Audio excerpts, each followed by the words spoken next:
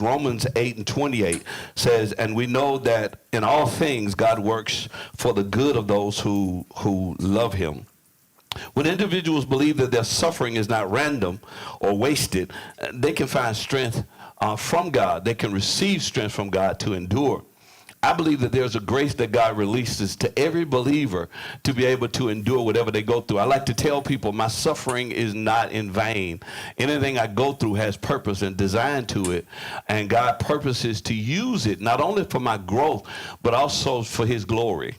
But we have to understand that, because if not, then we suffer in silence, not knowing that we have purpose and design. Let me say this. Sometimes, especially in the church, we go through, and sometimes we're ashamed to say we're struggling, ashamed to say we're going through, ashamed to say that we have issues, because here we're supposed to be so whole and so holy and so well developed that we are ashamed sometimes to expose the challenges. But those are the things that the Word of God addresses. Those are the things that we can actually develop programs and other things that will actually minister to that.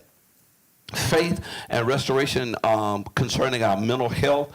The other thing, it brings a sense of identity and belonging. Identity and belonging. Now, let me give you this. I was looking the other night at, and you have to excuse me, but this is who I am. I was looking at Kung Fu Panda. The second one, where he was struggling for inner peace.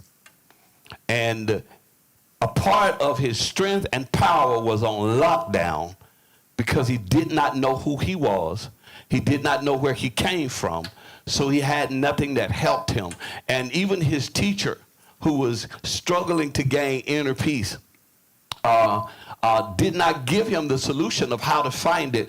But in his walk, in his journey, in his going after doing what he was assigned to do as the dragon warrior, he came across background, something that pointed him to a place. Something that caused him to find his father, to find purpose and design, but it could only be found in uncovering his past, uncovering the thing that had been hidden from him. And once he did, it unlocked in him a peace that allowed him to be more than what he was, that allowed him to be stronger than what he was, that allowed him to be better than what he was. I believe that animation is a depiction of what can happen in the life of a believer when purpose and design is unlocked by discovering who we are, discovering our design. How did we get where we are? What things caused us to be the way we are? Understanding those things, that's the only way to overcome them. Because without that, we just simply go through the motions of life. We go through the motions, okay, of just doing and being, but not knowing who we really, really, truly are. We seek purpose. We seek identity in so many places, but in so many ways, there needs to be the opportunity to go back to roots. Go back sometimes to uncover where things were broken, uncover where things were out of place, uncover things that were missing in our lives, finding that place and then moving forward. Let me say this, and I have a whole list of things that it can help, but I believe that the most important thing is to understand, because let me tell you what I think. I don't believe there are new woundings. I believe there are continuing woundings. I believe that the enemy comes after pre-existing wounds. He comes after places that have been damaged, places that have been wounded from childhood up. And he continues the process. This is why it's so important that we understand in order for man to be whole, we have to deal with the emotional, mental, and spiritual aspect of an individual, even the physical aspect of it, okay? So that we become whole, healthy, and we become better manifestations for the kingdom of God. So I'm gonna give you a couple of points and then I'm gonna get out of the way. Faith or trust in God brings resilience through challenges. Forgiveness and the release of guilt. You know how many people live in guilt? They live in unforgiveness, and these things hold you down. They keep you from becoming the dragon warrior. Encouragement toward community and service. This is another thing that faith brings. In in summing this up, faith does not eliminate suffering, but it transforms the experience of suffering. It provides a framework, it provides a community, and it provides hope. That together, all of these things contribute to the mental, emotional restoration of the men and women of God, the people of God. When integrated with sound mental health practices, faith can be a powerful anchor in the process of healing and renewal. And so with that being said, I really just wanted to open your minds, massage your hearts a little bit so that you can actually begin to hear from men and women who have some of what I call the secret to our real power, and that is helping us to become mentally and emotionally stable. Because I'm telling you, as a pastor, I've learned that you can give all of the spiritual principles you want, but if they're mentally and emotionally unstable, wounded, distraught, traumatized, they're not going to be able to not only hold those principles, they're not going to be able to walk them out. They're not going to be able to be sustained. And I believe that in this day and time, everyone wants to walk in authority, they want to walk in power, but I have to be whole. I have to have a mental and emotional as well as spiritual foundation that I'm launching life off of. Because I don't know about anybody else, but I truly, truly want to be the dragon warrior that God's called me to be, so that the impact that He's purposed for my life can be made as we combine the spiritual, the mental, and emotional well-being of all.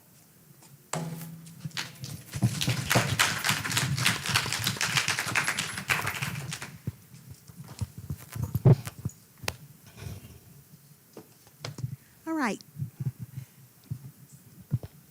Testing.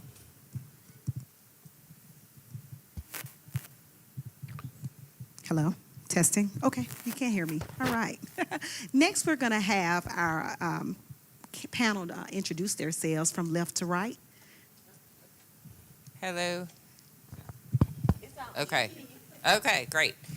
My name is Jackie Fazekas, and I'm the owner of Bama Health Foods, a community wellness center on the west side of town, just down from the Crossplex. Good morning, everyone. Excuse me. Good morning.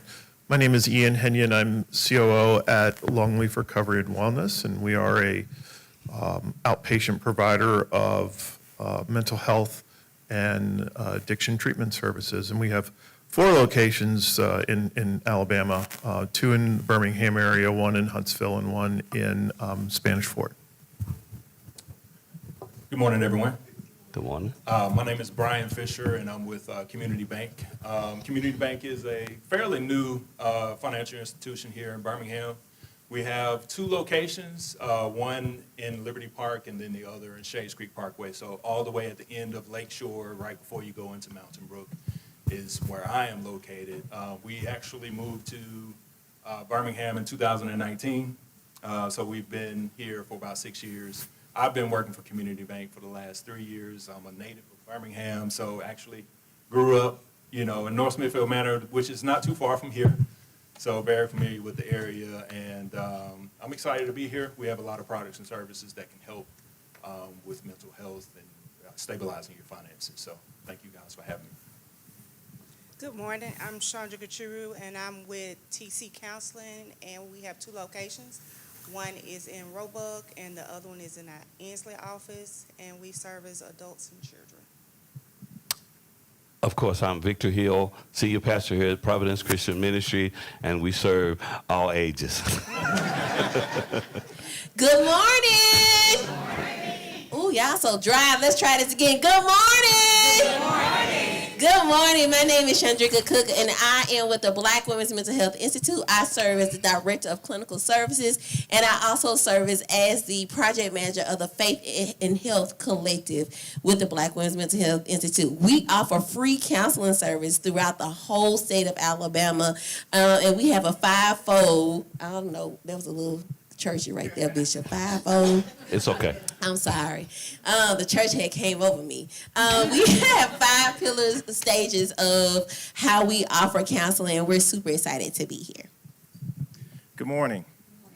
I'm Jacques Austin, licensed professional counselor, practice here in Birmingham, and Executive Director of Brother Let's Talk. Good morning. So I'm Demetrico French. I am the owner and founder of Meacham Mental Wellness, psych nurse practitioner, provide medication management, and I'm most definitely excited to be here. Well, good morning. It's on. Okay. Good morning. I am Regina Allison. I am the Director of Family Guidance Center here in Jefferson County. We are also statewide, but I am the Director of 11 counties, including Jefferson County, and I reside in Fultonville. So I was sharing with him that I'll have to come over here one Sunday. So I'm excited to be here. I want to thank you all for coming out on a Saturday. This is a topic that's very close and dear to my heart. I've been in this industry now for 30 years, and I believe it's a calling upon my heart from God to serve children and families. So thank you for allowing me to be here today. Good morning. My name is Lakeisha. I work at Ross, not the clothing store, but it stands for Recovery Organization of Support Specialists. We are a peer-ran organization that advocates, empowers, and collaborates any individual seeking recovery. Thank you. Next, we'd like to allow our vendors who are here as well to come up and introduce themselves.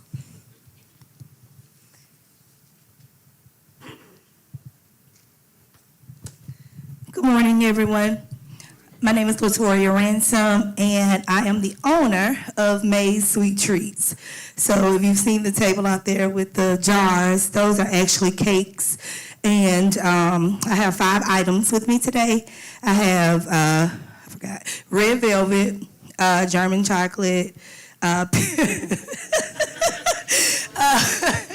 peach cobbler, banana pudding, and pound cake. Thank you. Thank you. So I would just appreciate it if you guys would stop by.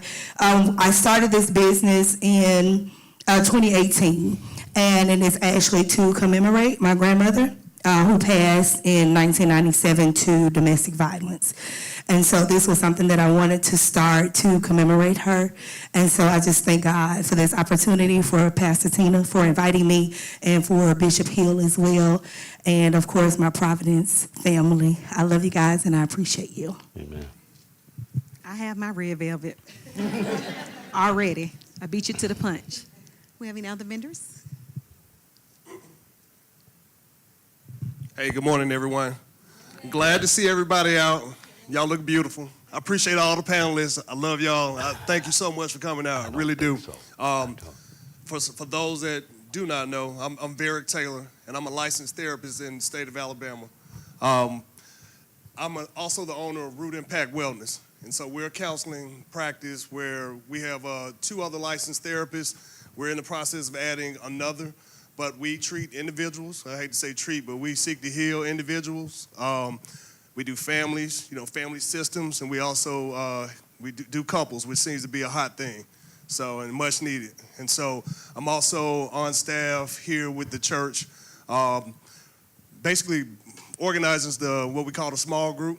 We're in the process of kind of rebranding it, but it's a great time. We do it every 2nd and 4th Wednesday, where we basically are seeking to kind of ferret out those childhood issues and things that, as Bishop Hill made reference to make us, help us be whole, a lot more whole as Christians, connecting the spirit with the mental health and the heart. So I appreciate you guys for having me. This is going to be great. I look forward to another one even next year.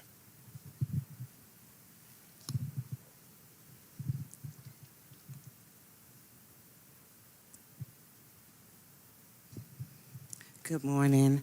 I'm standing in for my daughter. She has a business crafted perfectly by hand. She does T-shirts. Marsha has on a T-shirt that she does. Anything that you can think of, she organized or what have you. What we did is lemonade is made for you guys. It's free. Our stuff didn't come in, so we got it out there for you for free. So I just want to let you know that's by Kini.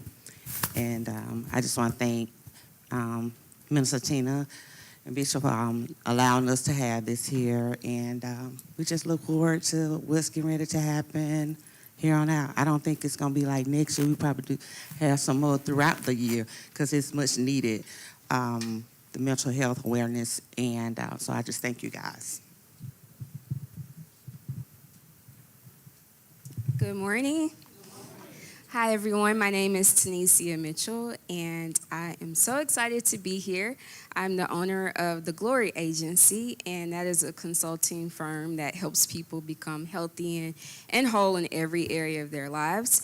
For my table, I'm actually promoting my book called Renew the Inner You.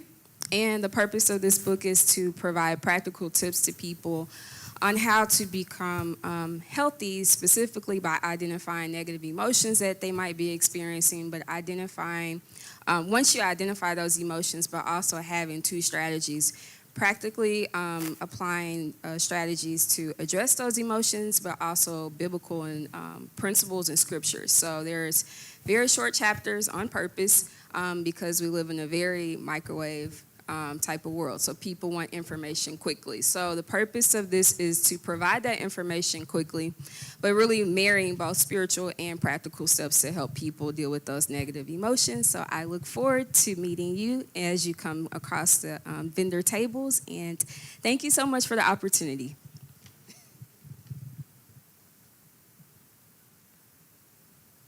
Hi, good morning. My name is Marsha Butler, and I am the owner of Restored Collections and Restored Collections and Credit Health. And I started this business in 2022 when our company closed. I worked for a small loan company, and in the process of working for that company, I once was a borrower, okay? And so I've been on the borrower side, and as far as being on the collection side, I've been the lender as well. And in the past 25 years and working in that service, I noticed how it affected people's mental health. People didn't have the funds to really get out of borrowing money, doing payday loans, doing installment loans, doing title loans. And it was very, very hard on them. So seeing that, once I came out of that industry, I started this business, and the company that closed actually gave me all the accounts to work. And in the process of working the accounts, I noticed that the people who were borrowing didn't know their rights. They didn't know what the laws was of the state of Alabama. And we had women and men that were paying on loans for over 20 and 30 years, in which they didn't have to do it. So it affected them very much, and I made a vow to God. I was like, you gave me these accounts, I'm gonna work these accounts. I was able to settle all the accounts for $0 because it was given to me. And I told God, if you allow me to do this business and I work it to the best of my ability, as long as you give me the help to do it. So this business is really to help people to understand what it is to have a small loan as far as payday loans, installment loans, and title loans, and what your rights are. The biggest thing is people are getting loans and they're getting more than what they need. They know they can't, they really don't know they can't afford it, but in their mind they're thinking, I need it, so I'm gonna get it. I'm helping them to understand what it is to only get what you need and to figure out how you can pay it off without being stressed about paying that bill. So that's what my business is about. Thank you for inviting me. Good morning again. My name is Tina Thornton. I am founder and executive director of Soul Recovery, Survivors Overcoming Life Experience. It is a platform of advocacy, education, and empowerment for women and men that have been affected by domestic violence. Thank you. Since 2004. All right. That was everyone. So we're going to get right into our panel questions. So my first group of questions will be towards TC Counseling, Ross, and Longleaf Recovery and Wellness. And either one of you can go first. How does your agency incorporate trauma-informed practices in underserved communities? Anyone? I'll start. Hey, I'm Lakeisha again. At Ross, we don't focus on what's wrong with you. We focus on what happened to you. Substance use disorder, is always rooted into something trauma related. And so all of our support groups, all our peer mentoring focuses on that trauma that the individual is going through.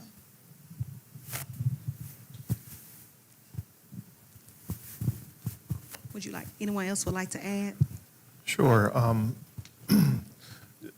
Trauma is a significant factor in all of our clients. I would venture to say that 100% of the female clients have some sort of identifiable trauma, and my guess is about 75% of the male clients have some kind of identifiable trauma, although about 25% report it. And so our entire philosophy is built around being trauma informed, and it starts with, our facilities are warm and inviting and meant to create an atmosphere of trust and safety. And our staff are trained to address trauma for what it is in terms of a lot of the behaviors that we might see that sometimes well-meaning clinicians might say that this person is being treatment resistant, but really they're reacting out of old trauma, and that has to be acknowledged and treated. So as far as the underserved community, we do outreach programs, and we accept Medicaid so that they can come to receive services. All right. So also, what are the early interventions, red flags, and referral pathways in your care model? Either one of you. A lot of our referrals come directly from their primary care doctors.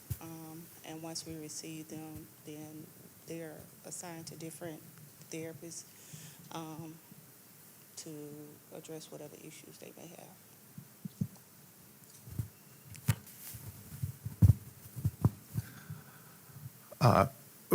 Well, I want to start by saying that there's often either underreaction to red flags or overreaction to red flags, and so both can create a problem. But ultimately, if whatever is going on with an individual is causing problems in their lives, and so just as an example that, substance use by itself is not necessarily problematic. You might disagree with it, might not be something that you choose to do.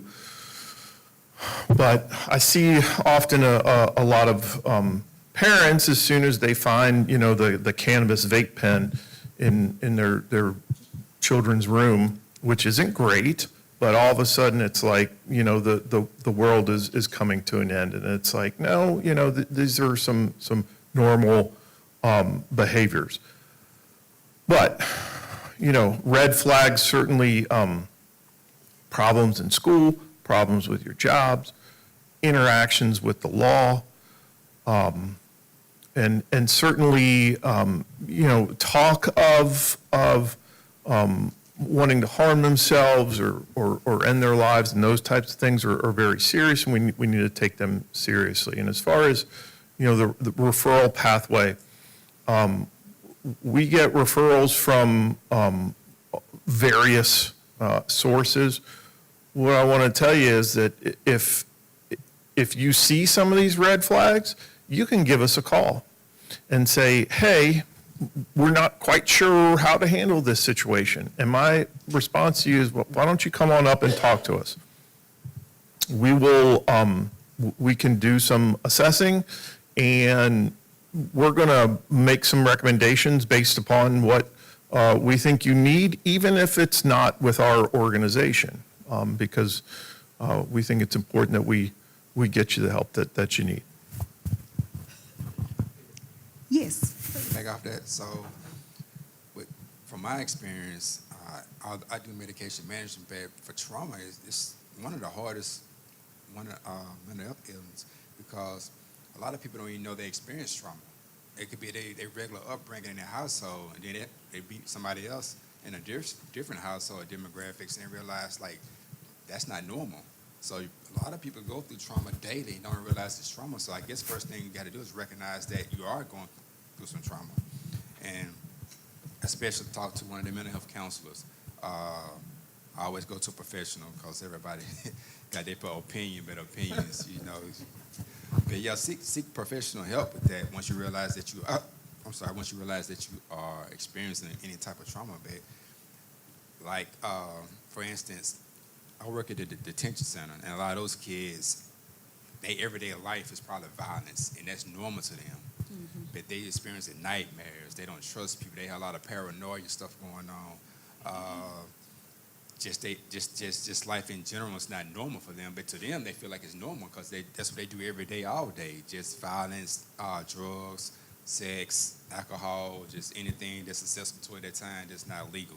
They experience it, but they think it's normal. It's a normal lifestyle, but they don't realize that they are experiencing a whole lot of trauma until they're removed from that environment and they have to deal with life in general. So I guess like it's the first thing you do is recognize what trauma is or what that person's trauma is. Yes. Actually, someone close to me had trauma to come so much later, like they was robbed like almost 20 years ago, and then all of a sudden just started having nightmares with guns pointing at them, and didn't realize like that particular incident has followed them over 20 years and is haunting them, never just over a period of time. So like you say, you have to recognize it or realize it, and sometimes they don't realize it till much later. Especially the triggers from the trauma. Because it probably got triggered 20 years later, and then it hit them, and it came about. So. Yes. I just want to add a little bit more to that. I also want to say a lot of times we don't see grief as trauma as well. If somebody's experiencing, especially in COVID times, we saw a lot of death. That can be the most traumatic experience if we've never experienced death, whether we're used to it or not. That was another level of death that came from. So that could be there. And so going back to what he was saying about 20 years later, or what you were saying about the friend 20 years later, sometimes it takes us, we don't have the capacity to even process the trauma until 20 years later. And so we'll see that, especially from a cultural perspective. You probably had somebody in your family, you'd be like, somebody be like, oh, you'll say a person's name, they'd be like, why they acting like they just died yesterday? Because now they have the capacity to process the trauma of that space or that grief that they experience. So a lot of times we don't even incorporate grief as a trauma response as well. I want to add another layer that you don't have to have gone through the experience to be traumatized. Yeah. You know, you could, the retelling of the story, because I know sometimes watching certain newscasts, and especially during COVID, you're revisiting, you know, all the deaths and things that are going on. A person can be traumatized having been exposed to it, but then also the retelling of the story of it as well. But I think the key thing is really understanding what some of those signs and triggers are, being aware of what you may be experiencing may be a trauma response, and then knowing what you need to do to address it. I was just going to add that, you know, hurt people. And so I don't think we talk about that enough. And so sometimes, you know, an individual will be court ordered to us, and we get to know this individual, and it's as many of you said, they didn't even realize because they're doing what seems normal to them. Absolutely. And so we had an individual that had left their child in a car. And, you know, we all see that in the news, particularly if this child did not die, thank God. But, you know, children do die in hot cars. And so this individual, you know, their mother had left them in a car to go into Walmart. So they thought it was perfectly okay. And so the first reaction when they came in was, well, what was I supposed to do with my child? And so you and I might say, okay, well, you're not supposed to leave your child in a car, but to that individual, that's what had happened to them, and so that became their normal. And so I think many of you have addressed that, and so I think for us, you know, we might be like flabbergasted, maybe taken aback, but I think we have to meet them where they are. And so if you've never read the book, The Body Keeps the Score, it is on Amazon. You can get it for, I think, less than $10, and I highly recommend this book.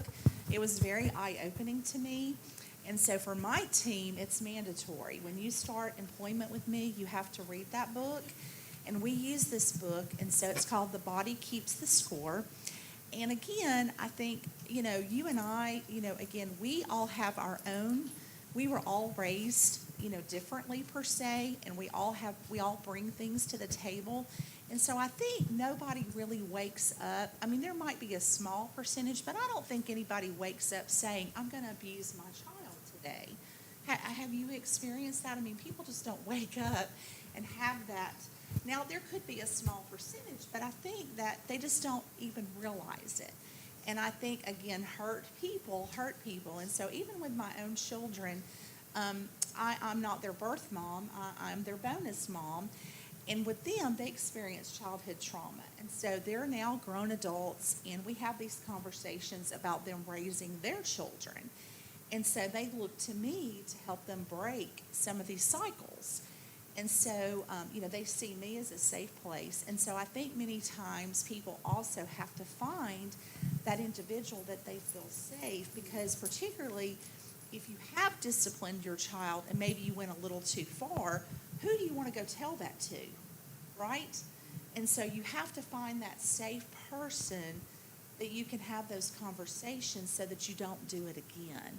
And so I think that that's also, again, I've always said we have to meet people where they are. And you're talking about being in these detention centers. Those children have probably experienced things that I've never even dreamed of, if I'm being honest. And so when you're talking with them, we also have to listen. And so being an active listener and really listening, I think also, because if you always just have solutions, but you haven't listened to them, then are they really going to receive it? And I think probably as a pastor, you give out sermons, you know, every Sunday, which I'm sure are great, but we also have to listen to our parishioners, right? We have to see what you need to be feeding them. I think that that's also important, is that you have to feed them, yes, what they need, but we need to listen to see what they need, because we don't always know exactly what it is that they are seeking. Maybe we need to help them to figure out what they're seeking. Let me say this, in conjunction with what everyone is saying. The church faces unique challenges in relationship to this, because one of the things that we're having to do is change the culture of church so that it becomes an educational and a developmental place where men and women come to learn and grow. And a part of learning and growing is learning about yourself. Because for everybody, there's probably no one in here that hasn't gone through something in their childhood that has some degree of trauma or emotional woundings that you don't even realize for one reason. Everybody's childhood was normal, except if it was just really, really extreme. But most of our childhoods were normal to us. It was only when I got into the Word of God that I saw what normal was, that I realized how jacked up some things were that I went through. And so red flags for the church can be a little bit different. But I think one of the things that proactively we try to do is teach the Word of God, give them applicable principles, because it doesn't do any good to have them filled with Word and no application. So give them principles when they begin to see what healthy looks like, and also getting men and women in the church healthy so that others can see what health looks like. And lastly, making sure that the church becomes a place of transparency, that it becomes a place where men and women can come and be transparent and not be judged, be transparent and not be looked at as funny. So being transparent as a leader is one of the most difficult things to do, because the church has not really been trained to accept transparency. In some real ways, and I know I'm gonna get in trouble for this, the church taught people how to hide. Okay? For fear of being judged or looked at a certain way. And I think now we have to change that dynamic so people can come in, be emotionally naked and unashamed.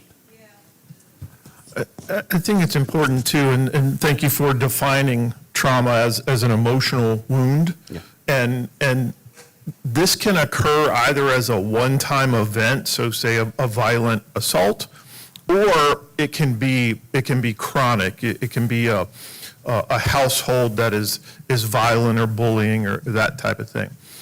And because it's a type of wound, individuals are differently susceptible to that, where you might have two siblings in a household where one is significantly affected by the trauma that occurred, but the other one isn't. And then so you get this one child who is struggling, and they're kind of like, well, you know, your brother grew up in the same household as you, you know, what's your problem? And so we have to recognize that there are different susceptibilities.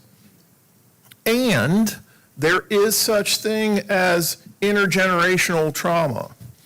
So a parent may have experienced trauma as a child, never had it addressed, but as their brain developed, developed with this foundation of a traumatic environment, and then as they got to be adults and they got to be parents, they interact with the world around them from that place of trauma, and what they do is, in order to protect themselves and their family, they inadvertently pass that trauma on to their children. And it might not necessarily be abusive, but it's so some things that we call like hypervigilance, where you're always worried something bad is going to happen. Well, if you're interacting with a kid and going like, hey,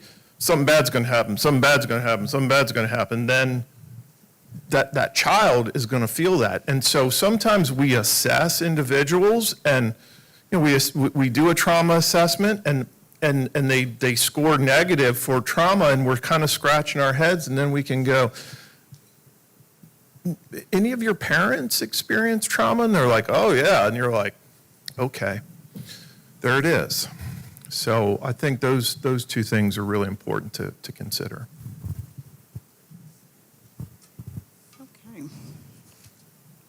Okay. All right. So my next set of questions we would like Black Women's Mental Health Institute and Brother Let's Talk to elaborate on. What are the unique barriers do Black men and women face in seeking mental health services? Go first. I'll give you the top three. One is I don't have anybody that looks like me. Two is nobody understands the culture of me. And when I say culture, there's facets to that. And I always give this to my interns and my associates. If I say to you, sis, if I be like, girl, you already know what that girl means, right? That girl can mean a whole sentence or a whole paragraph just based on our relationship, correct? Mm-hmm. And so I think a lot of times there's a barrier in language, right? That causes someone who isn't in the culture, or someone who may be identified in the culture but not identified in the experience, that may not be understanding that girl. And so that's a barrier. So somebody who doesn't look like me, doesn't talk my language. And then finances. Can I tell y'all, we expensive. And I'm going to say that honestly, counseling is expensive because it takes a lot to get here. It takes a lot for us to have and carry this license, just like a doctor, just like a nurse, psychiatrist, psychologist. It takes a lot for us to have this. So it's expensive as well.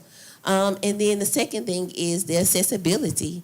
Can definitely be a barrier. If I got to go on the other side of town to get to the appointment, and I already got transportation issues, what do I do? Well, yeah, I got telehealth, but my phone just got cut off, so I can't even get to the telehealth, so I don't even know where to go.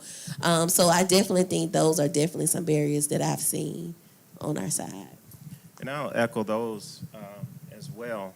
For men, though, I'll add that stigma of what it means to be a man, that masculinity, that expectation of I got to suck it up and move through it and just deal with it. And let me ask you, just by a show of hands from guys in here, how many of you have played some organized sport coming up? You played football, you played basketball, most of us. And you know if you go to your coach and say, Coach, I can't get in, coach gonna be like, what, you hurt or you injured? If you injured, what? You sit down, you can't play. But if you hurt, you need to do what? Suck it up and play through it. But we're also taught that to talk about our hurt is a weakness. To talk about that is not manly. So if you're dealing with some sort of hurt, and we kind of connotate hurt with some of that emotional pain, and you don't go to your homeboy and be like, man, my feelings hurt. What? No, it's a weakness. And so we're brought up culturally thinking that as men, we're supposed to suck it up and play through it. Now, what if let me add this though, because that play through it is get on the court, get on the field, and let it out. So it's okay to play and show anger, right? That's right. But that hurt may be grief. That hurt may be shame or guilt. So as young men, we're not taught how to identify and express those emotions appropriately. By a show of hands, women, how many of you have a husband or a boyfriend that don't share his emotions? Keep your hands down, you have to show. He just won't say nothing. He won't talk because he hasn't been taught how to identify and appropriately express it. But then also be comfortable in that vulnerability. I've run into a lot of men who would say, if I'm vulnerable and she comes back and uses it against me, now that trust is just kind of broken down. That's right. See, that's why when you was 3 years old, such happens. Oh man, I told you, But then so that's one thing that kind of prevents men from being able to open up and seek the services. But then also, just that lack of trust that exists. I think in our history, there's been lack of trust in the medical industry with mental health. And then going in and seeing someone that doesn't necessarily look like you. Because a lot of times men who are going into counseling have been adjudicated by a judge or someone saying you need to go. And then they go in there. One, they don't want to be there. And then two, they feel like the person that's there may not fully understand or speak that language. And counseling is about a relationship of trust. It's about building that rapport where you can come in and share with me those things that you don't share with anyone else. And you feel that I understand what you're saying. And so those are a number of the barriers, and again, the financial piece as well. Yeah, and I want to add to the sisters. So, like you were saying about the go through, we had that same concept. It's called being a strong woman. It's called being resilient. It's called being an overcomer. You got to press through. I think the most toxic thing as a believer that's been said is you just got to press through. You got to keep going. You got to trust God. Trusting God and dealing with my emotions does not mean I don't trust God. And how we know that? Because God has always shown his emotions throughout the Bible. He destroyed a whole people because he was mad, Bishop. He was mad. He was like, you know what? Let me go on and flood this earth. Noah, you and your people get on this boat. We're going to run this back, right? So if God can be in a place where he's willing to run it back, why can't we if we're made in his image as believers? And I think as women, we keep trying to not run it back. We just keep coming pressing forward. So we ain't trying to cut nobody off. We ain't trying to do all that because we the backbone of the family. We got to make sure everybody together. And we find ourselves broken. And lately, I've seen more women, especially women of color, especially black women, in particular, die because of their heart issues. And it's not because they had unhealthy hearts. It's because they had so much heaviness emotionally that their heart could not take it, because they got the heart of the secrets. They got the heart of supplying everything for everybody and being there for everybody. Ain't nobody checked on them, and they trying to get everything together. Okay, so that's how it sounds exactly, right? You're always on the go, and there's no slowing down. Then I got this brother who I love so dearly, but he don't want to tell me his emotions. So I'm like, you know what, Lord, I don't know if I can pray. Do I need to, ungodly things? Because that's what he responds to, because that's his norm. And that's the only way I can get a emotion out of him. So now I got to put myself in this more aggressive position in order for me to get something out of somebody I love, when that's not how I want to love them, right? I want to add something, though. I was listening the other day. Do y'all recall the song I Try by Angela Bofill? I'm telling my age a little bit. You are, And- because I don't know this song. You don't know it? I ain't never heard I that was song. singing, but I can't sing. We have somebody in the audience that knows it. I was listening to it from the perspective of a woman dealing with a man with mental health. And pull it up, Angela Bofill, I tried. It's like, I tried to do the best I can for you. You close the door when I'm trying to give you more.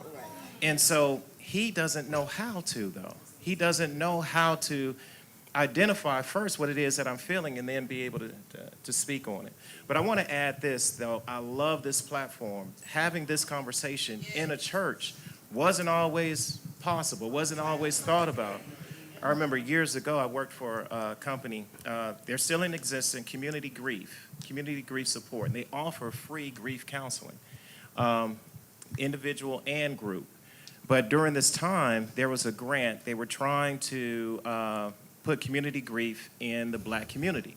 And so we wanted to look for a church in the black community. I went to a pastor and I said, well, we would like to be able to host grief support groups here. And his response was like, why do I need y'all? I got deacons. And so, but that speaks to the lack of knowledge of understanding what counseling is, of what therapy is. And so there was a population or a generation of people who, one, didn't trust it because they didn't understand it. But now we're moving into a place where the conversation is held more often. We're here today, and Michi was just asking me, you do this pretty often. I'm like 2 or 3 times a week, because I want to be able to have conversations about mental health in places where we don't normally talk about mental health. And the more that we talk about it, the more we have the conversation, the more we're going to reduce the stigma. Let me take up our men real quick, though. Go for it. So we communicate different than women. We could be telling y'all how we feeling. May not be verbally, it may be physically, it may be just us doing actions, whatever. But what I experience with some of my guys that I see that men talk, not the way you probably want to hear it, that we talk, but a lot of women don't listen.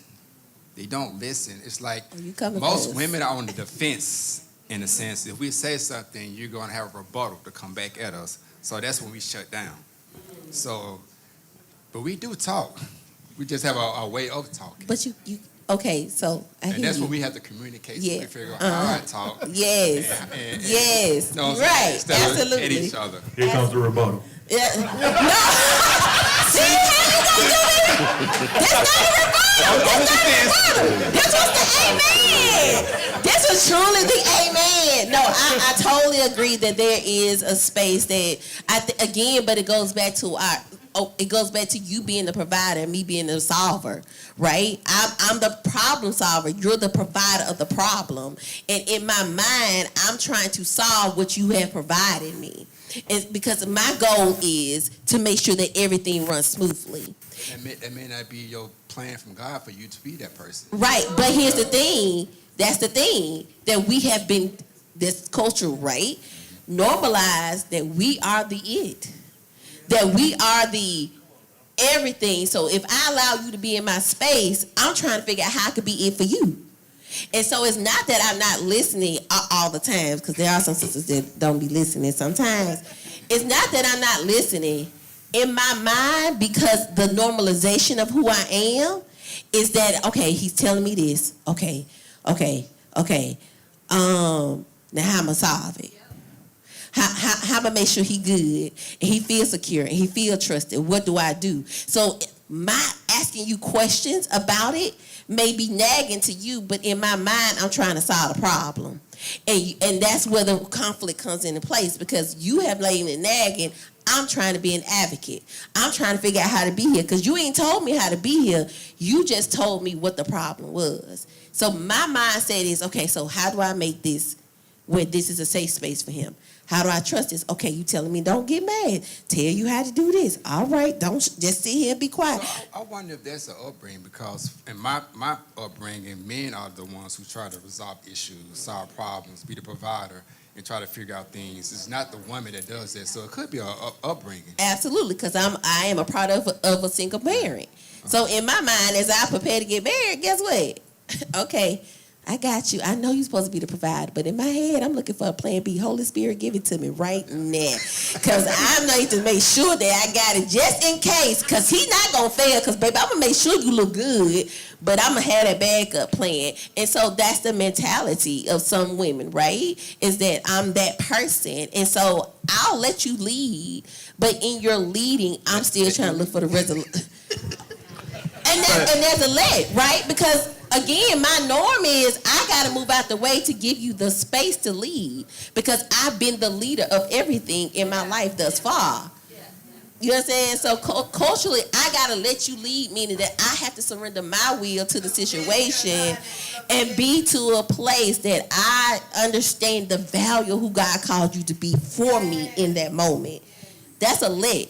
I gotta let you do that, because I gotta make sure I get me out. Once again, I guess that is an upbringing, because you had to, I guess your mother had to be strong, overly strong, and you seeing that, and now you're mimicking that, now you have to be overly strong. Absolutely. And there are a lot of women, I think, in that position now, because there are a lot of women having to be mom and dad. Absolutely. And so I see a lot of times with couples that it's about communication. Like you were saying, you're feeling like she's not listening, and you feeling that, okay, I hear him, and so I'm thinking about a way to solve it. So what I'm telling him, he ought to accept it, because it's to help both of us.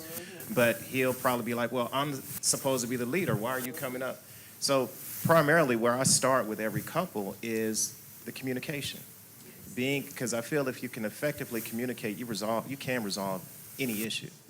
If you can feel heard, understood, have some empathy in your decision making, you can resolve whatever issue, even if that resolution is we're not supposed to be together, and being able to come to that point amicably.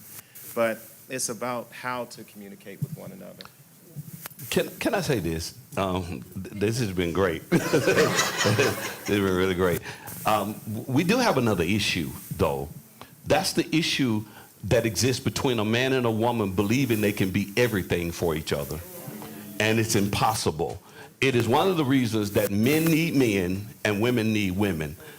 Men need someone that they can talk to that can understand what women cannot understand from that perspective. So, but it got to be healthy men and healthy women. Whenever a man and a woman, a husband and a wife, try to be everything for each other, I love it. It sounds cute.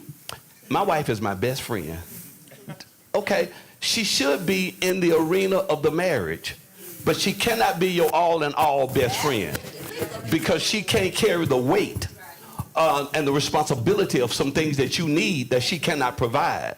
But when we create, as a church, when we begin to build healthy men that learn how to understand and embrace community, healthy women that embrace community, then men and women get what they need, and they don't expect it all to come from one person in their lives. Because when there's that expectation, there's going to be disappointment. Sorry, girl. It's okay.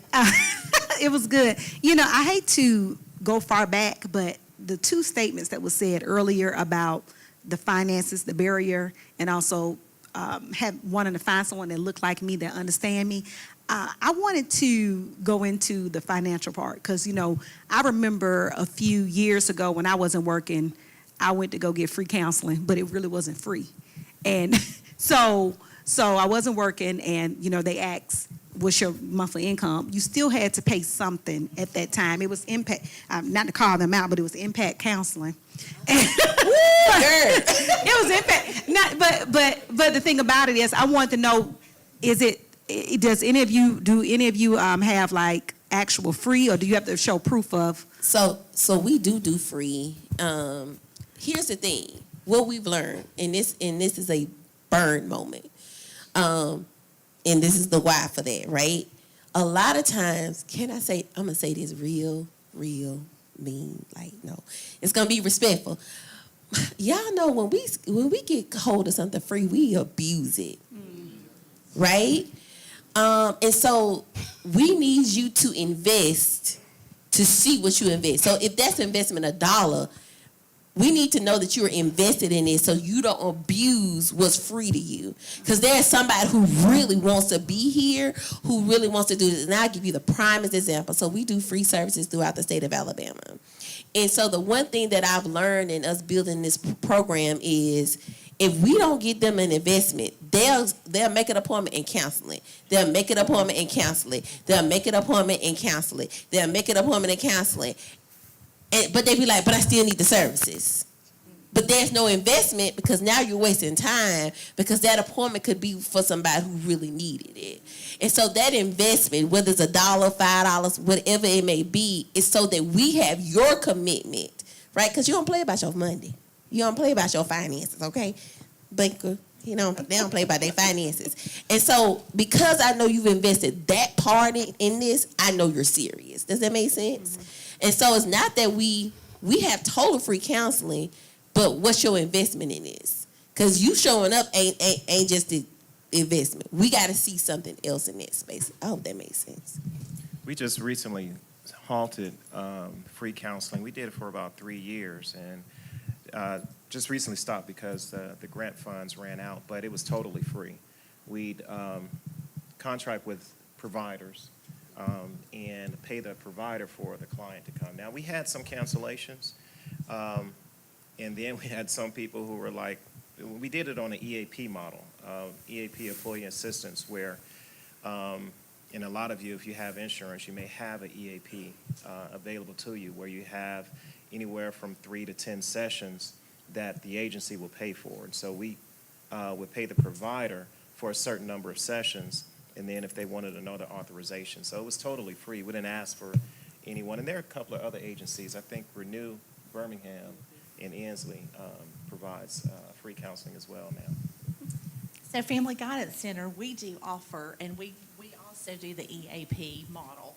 And so we offer 6 free sessions.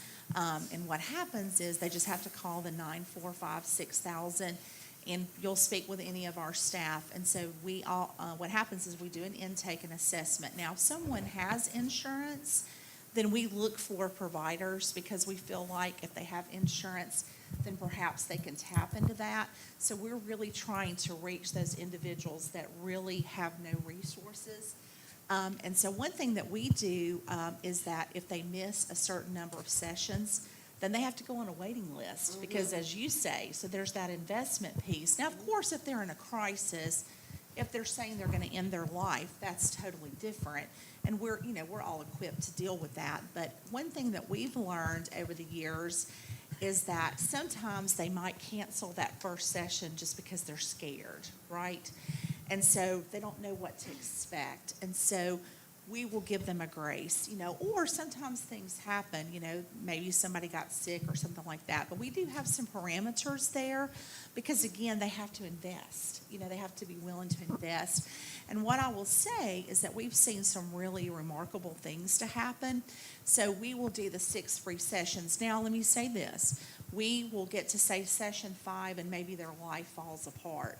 We're an ethical agency, so they're going to continue with us. We're not going to say, okay, you only have 1 session left, see you later. We're going to actually continue, or we will try to find, say, a partnering agency that would continue the service for them. But what we have found, and I've been doing this for a very long, almost 30 years in the Birmingham area, what I have found is that we've actually charged $5, $10. Well, we found that to be a barrier for some of the families that we serve. We also used to just offer free counseling. We didn't have a cap on it. Well, then we weren't able to serve that many families. You know, we had, say, 10 families, and they were staying with us forever. And so then we had to kind of figure it out. So we went to this EAP model, which has really worked very well for us. But we're always looking to partner. I want to meet several of you on this stage. And so we do get a lot of court-ordered referrals and a lot of DHR referrals, but we are open to anyone. As long as they just go through the intake process. It is through telehealth. And we use a service called Theranest. And so it is telehealth, but we do have different counselors that are available. So if a counselor is not fitting with that individual, we do have other counselors that can assist. So I don't advertise as offering free services because I don't get any grant money, so everything is either insurance or cash pay with me.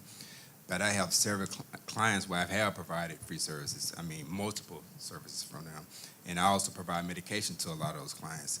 Not looking for nothing in return, just want this client to get better. That's my ultimate goal. So I have done a lot of pro bonos, more than I could count. So I just enjoy helping people. That's my thing. I was about to say, for us, I think culturally, ain't no way. If there's a limitation when it comes to a cultural competent counselor. And I think for us, we do have that free service. Like, yes, you get the full free. So say, for instance, something happens, but there is consequences, of course, that investment part. And so I think when we think about the cultural aspect of it, right, having that, the free service is like, now, are they going to be able to find somebody who looks like them quickly without this long-term? And time is there. There's a waiting list, as you said. That waiting list, especially for a psychiatrist or a psychologist or a nurse practitioner, that waiting list can be between a month to 6 weeks or more. So they're going to need that support. So I definitely think for us, it's just the investment piece. If they say, hey, I can't invest, cool, you still stay with us. And we don't do the EAP. We continue on even afterwards. So, but what were you about to say? I was just going to say, as LPCs, we're required to give a certain percentage of our time pro bono. Yeah. And hopefully everyone follows that. I don't know if they do, but we're required as licensed professional counselors to do that. I just want to mention one barrier that hasn't been brought up, and I'm thrilled to see a nurse practitioner on this panel because there is a significant barrier around medication. And for those of you that aren't aware, nurse practitioners can prescribe medication. And this man here has a master's degree and a ton of additional training. And he can spend more time with you than a psychiatrist can, who is an MD, okay? But nurse practitioners, I have found they are fantastic, and we've never met, so I'm not like, just blowing smoke your way. But what I have found in our programs is there are, and this cuts across, all demographics, but when it comes to psychiatric medications, it's like, it's no problem if you're taking a medication for high blood pressure or a heart problem or something like that, but all of a sudden you need a medication for bipolar disorder or depression or anxiety, and it's like, no, I'm not going to do that. And yeah, and when you have disorders like bipolar, that's extremely treatable, but without treatment can cause a tremendous disruption in your life. To make sure that again, there's that non-judgmental approach, that there is an acceptance of, hey, y'all, our brains are just an organ. like our hearts or lungs or anything else. And so some of us need medication for our brains. And, yeah, so I just want to say that tends to be a barrier as well. I think another barrier is not knowing who is what. I can't not name, if I named how many times somebody be like, I went to a counselor and all they did was give me medication. No, ma'am, no, sir. Yeah. That is not who you went to. You did not go to a second. So I think another barrier is not knowing who you're going to, right? You see somebody, there's something that sticks out that says mental health, and you assume this is who you need to go to. So let me give you a brief education on who we are, okay? So a counselor is different from a therapist. It's two different people, right? So a psychiatrist, their main job is your medication person, right? They're there to get the data, your point of view, what's going on, how long it's been going on. That's why he said it's not that long. How long it's been going on? All right, well, here go the medication. Try this, right? Your psychologist is your data person. That's the person, if you really want to know if you got this particular disorder, they're going to give you the testing. They're going to make sure you get everything you need. That's your data person. So if you want to get everything you need or centered around your diagnosis, that's who you go see. Your social worker is the person who gives you the resources. Most social workers counsel from a place of resources. What resources do you have? What resources do you need? They see the person from a place of resources, okay? Your counselor, listen, a counselor only sees you about something 5 years to present, okay? We ain't trying to talk about your mama and them, your daddy and them, none of them, right? The therapist talks about your roots. It talks about everything you want to, we digging in, we want to know all your business. How was your mama when she was pregnant with you? How was your grandma when she was pregnant with your mama? That's what the therapist does. How you know who to go to is based upon what you want to work on. If you're trying to work on trauma, yes, a counselor can help you work on trauma, but their objective is to work on trauma and how it affects you in present tense. Does that make sense? Now, could they go back? Yep, if that's their experience and they got that and they want to do that with you and they feel like they need to do that with you, yes.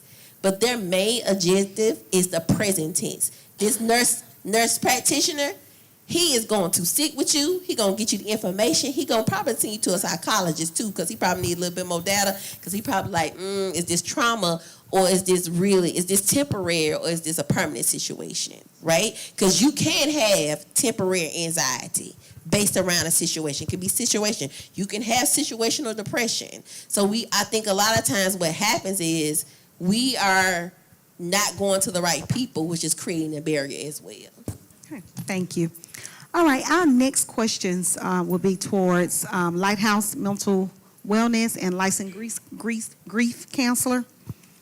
How do you approach grief that is unspoken or unprocessed in the faith communities? I don't think they hear. Oh, I'm sorry. Oops. But we can talk. Well, anybody, yes, anyone who would like to go over So that. can you repeat the question again? How do you approach grief that is unspoken or unprocessed in the faith communities? In the faith community? Mm-hmm. Jesus be offense. I think the one thing the faith community and the mental health community, and this is where our faith and mental health collective comes into play, is the mashing of the two. There's no Bible chapter, verse, book that does not have a mental health component to it. Okay, they cried, Bishop. Adam and Eve, the book of Genesis is nothing but a mental health thing. We focus on Psalms and David and all his up and down roller coaster, but grief and the process of mental health is in every book from Genesis to Revelations. There's a mental health component. And I think we overlook it because it's so church-lies. It's in a place where he came over and he brought it through. Okay, so one person I'll say that had a very extreme grief is Job. Job was in a place where he was totally successful. There was nothing that Job was doing wrong. Satan has a conversation with God. God say, Go ahead, try him. I'm paraphrasing. That's okay, Bishop? God said, go ahead, try him. Just don't kill him. Job lose everything, and we emphasize that Job lose everything that he got, but he got it back. What we don't talk about is how Job had a severe grief moment. Not only did he was surrounded by people who was telling him that the grief moment was done. His wife said, look, why don't you just go and curse God and die so we can move on? His friends saying you got all these boils on you got all these things on you. And I think a lot of times is we are surrounded by people who say that you grieved long enough. You've done it long enough. It's over with. It's been 20 years. You should be over this by now. But can I tell you that once grief has entered us as believers, it never leaves us. When Jesus was on the cross, he was still grieving. When he got back, he still experienced the grief because there were still people doubting who he was, because he had a doubting Thomas saying, okay, listen, I know you look like him, but show me. So there's always something that's causing you to grieve all over again. Whether it's a new situation that triggers the old situation, where there's a space where you didn't have the capacity because everybody told you should be over it by now. It's gone through, you cried. And can I say that crying is a response to grief? It is not grieving. And I think that's another thing. Everybody like, well, you cried and you was depressed. You on medication now. Those are responses to grief. But that's not truly grieving. Truly grieving means that I have to sit in this feeling and figure out what my new norm is going to be and be okay with this new norm, knowing that there are waves that may come through every now and again, but I have to readjust myself and add to my new norm and adjust my new norm. And I think that's the thing, is that there's no norm adjustment. It's you keep moving, and everybody's trying to go back to what it was before the person died. In reality, you'll never be that person. You'll never get to that place. You'll never do that thing. And I just need to go back to normal. There is no normal. You have a new normal. And I think the thing when it comes to the church is we're trying to teach people how to go back to a norm that ain't even going to be there anymore. So it's unrealistic for us to have that space or to even say, well, things going to get back to normal. No, it ain't. It ain't going to get back to normal. There's a new norm that you have to learn. And with learning something new, it's going to be difficult. I think, was somebody about to say? I got a question.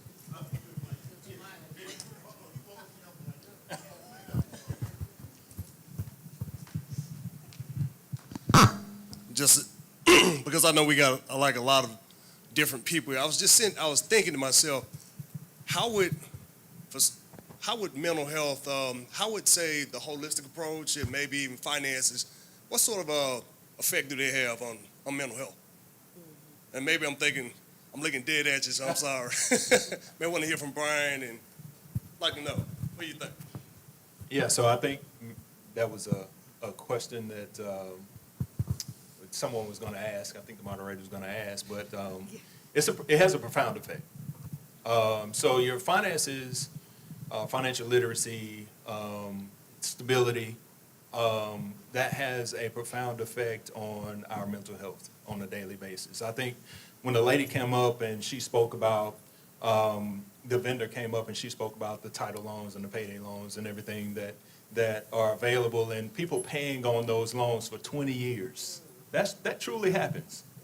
$500 a month on a $1,500 car for 6, 7, 8 years. For a long time. So, and it's because people don't understand, right? They don't understand the contracts that they're signing or the loan agreements that they're involved in. They don't understand the terminology, and they're afraid of asking questions because they don't want to sound like they don't know what they're talking about, right?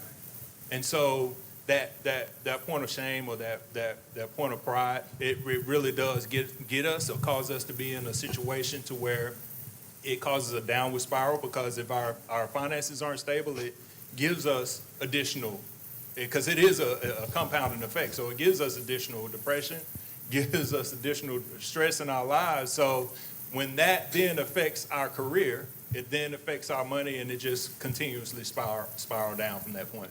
So, I mean, it is a important part to our success, and it does have a profound effect on each one of us every day. So. I'll just add to that. At Family Guidance Center, we don't just do counseling. We do job readiness. We do conflict resolution. We also do money management, stress management. I mean, we really have a holistic services. And so one of the things that, when an individual comes in and they say, hey, I'm looking for a job, okay, so we'll sit down with them and we'll find out, first of all, what they're interested in, have they been working, what happened. And so many times what we find out is that they're not ready for a job because their finances are in disaster, their family is in disaster, there's all of these things. Yes, they've got to have money, but how can you go to a job whenever you don't know if you're going to come home, you're going to be homeless. You're waiting on the lock to be put on the door.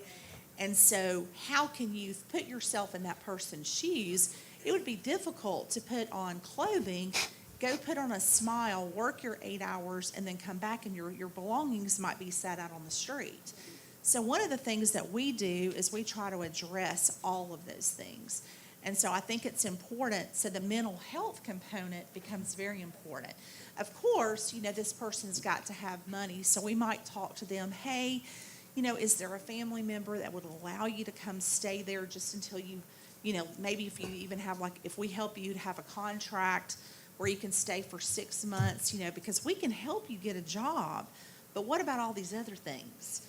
You've got all this baggage, you've got all this suitcase, and so we help them start and unloading that suitcase, if you will, to figure out what that baggage is. And I think that that's important.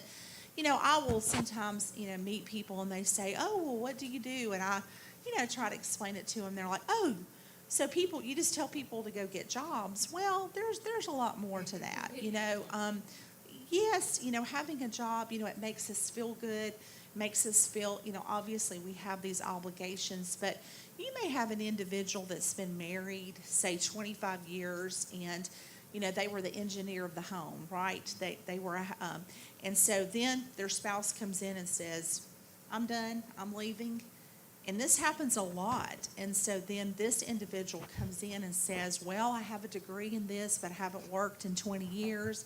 I was raising my family. I've got this mortgage, I have this, and they don't even know where to start. And so obviously there's a lot to unpack there. And so I think, again, we have to meet people where they are. And so I think the mental health component obviously becomes very important in all of these stories. Domestic violence is another one. Yes, they obviously need to get a job, but if they're in fear for their life, who is want to go to dress up and go to a place of business when you don't know if your life is about to be ended? So it's all sort of this big reciprocal process, but there are pieces that can help, and the church can become a big catalyst in helping with that too. And so I think that that's sort of where we all have our little niches and our piece that we can help with that. Can I say this and then you can move on? You're absolutely right. The church can and should. It should without hesitation. The challenge we face, though, is overcoming the barriers that exist in the minds and the hearts of people. Because you'll put on a financial seminar designed to help men and women learn how to budget, how to handle their resources, The people who come are the people who are financially stable. The people who aren't won't come. They won't come to it. You provide these things. We have a host of things that we have to begin to tear down and rebuild in the lives and the minds of people so that we change our view, even how we look at why I come to church. What is this about? Counseling, first of all, y'all talk about pro bono. That's all I do. It's all pro bono. But the truth of the matter is, I'll counsel a couple that's about to get married. They'll spend $30,000 on a wedding and get divorced 8 months later for financial difficulties. Stuff like that has to be dealt with, but you got to get people to come in order for them to actually get that information. So we try to provide information, because even when you talk about emotions, we've been talking about that for a while. Emotions are not a problem. Emotions are not good or bad. They're just emotions. They're signposts that speak to something that's going on. Learning how to address it, learning how to deal with it, learning how to read the signs and walk through the process is what's important.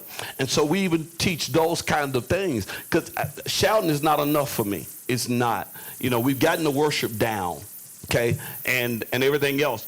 But helping people become so emotionally dependent on their faith, the Word of God, and even understanding the need to get help beyond church, okay? Sitting with someone that can help you pull some things apart, put some things together that helps you then institute or embrace your faith and walk it out in a holistic way and in a successful way. So the challenge is getting rid of the stigma about church.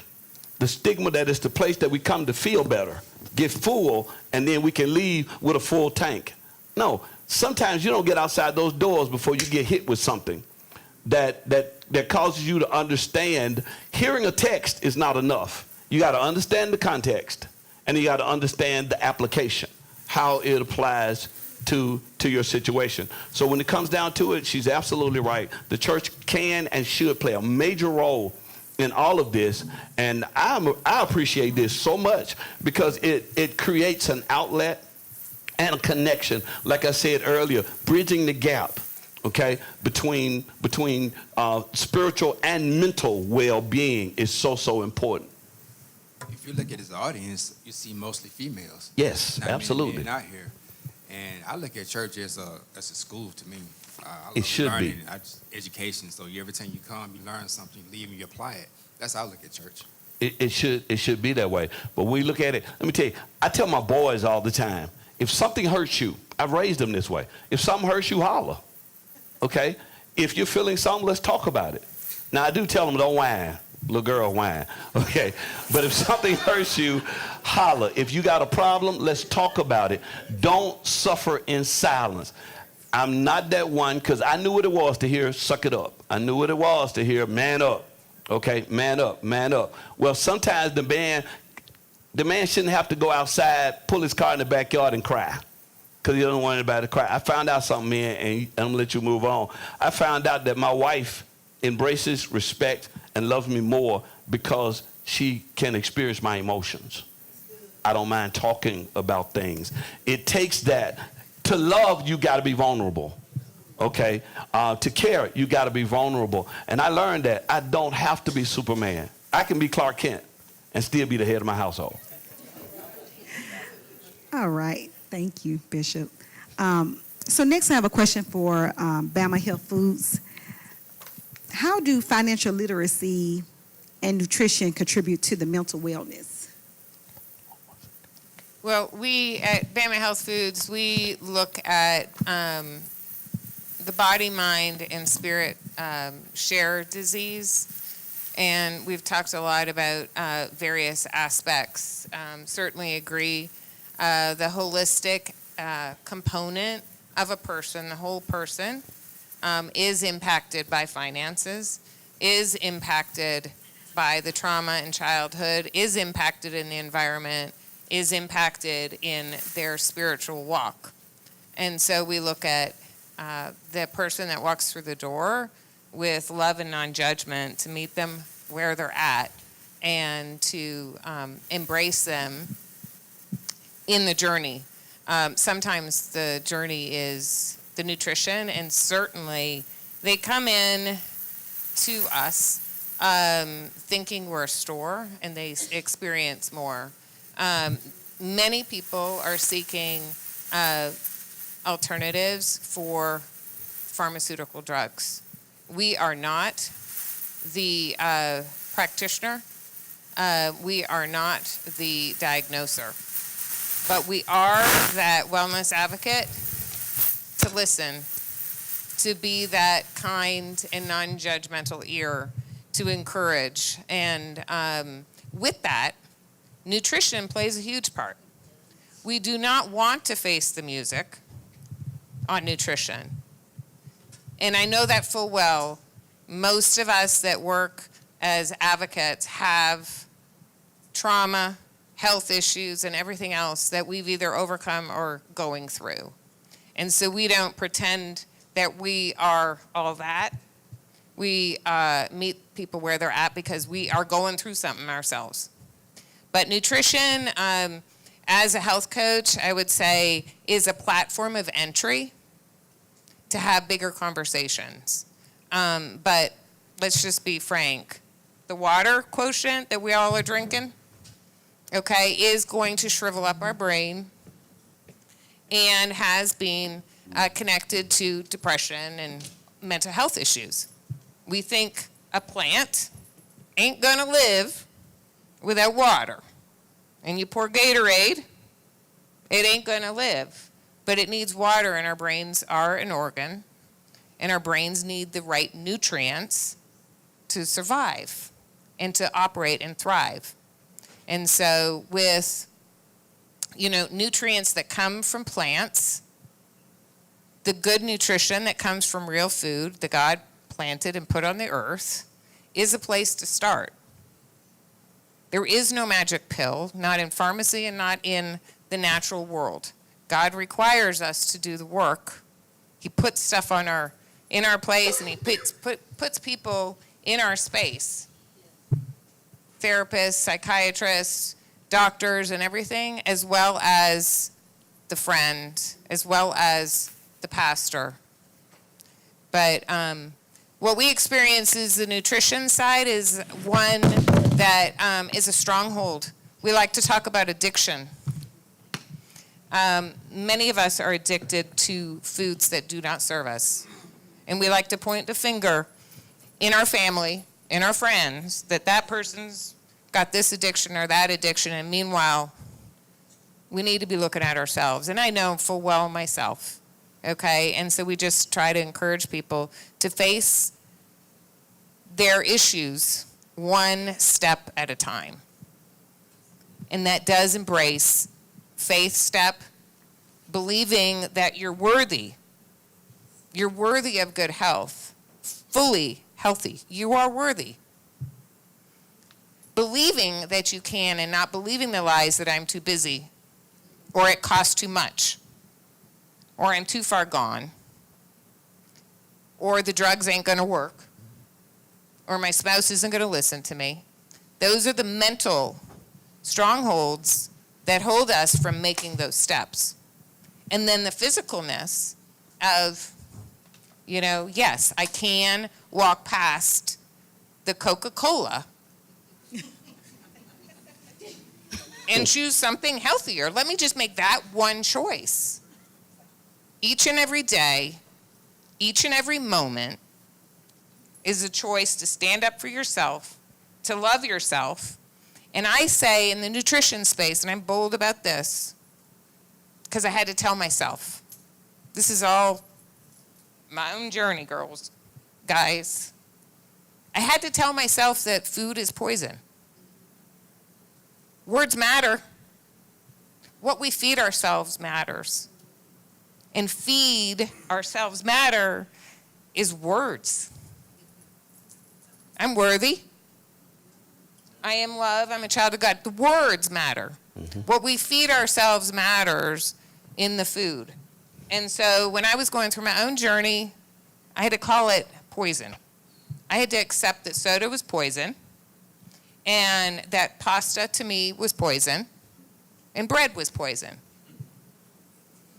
And when I was raising my children, my two boys, somehow I fed them that. But I couldn't eat it. So I had to tell them I was allergic to it or it was poison.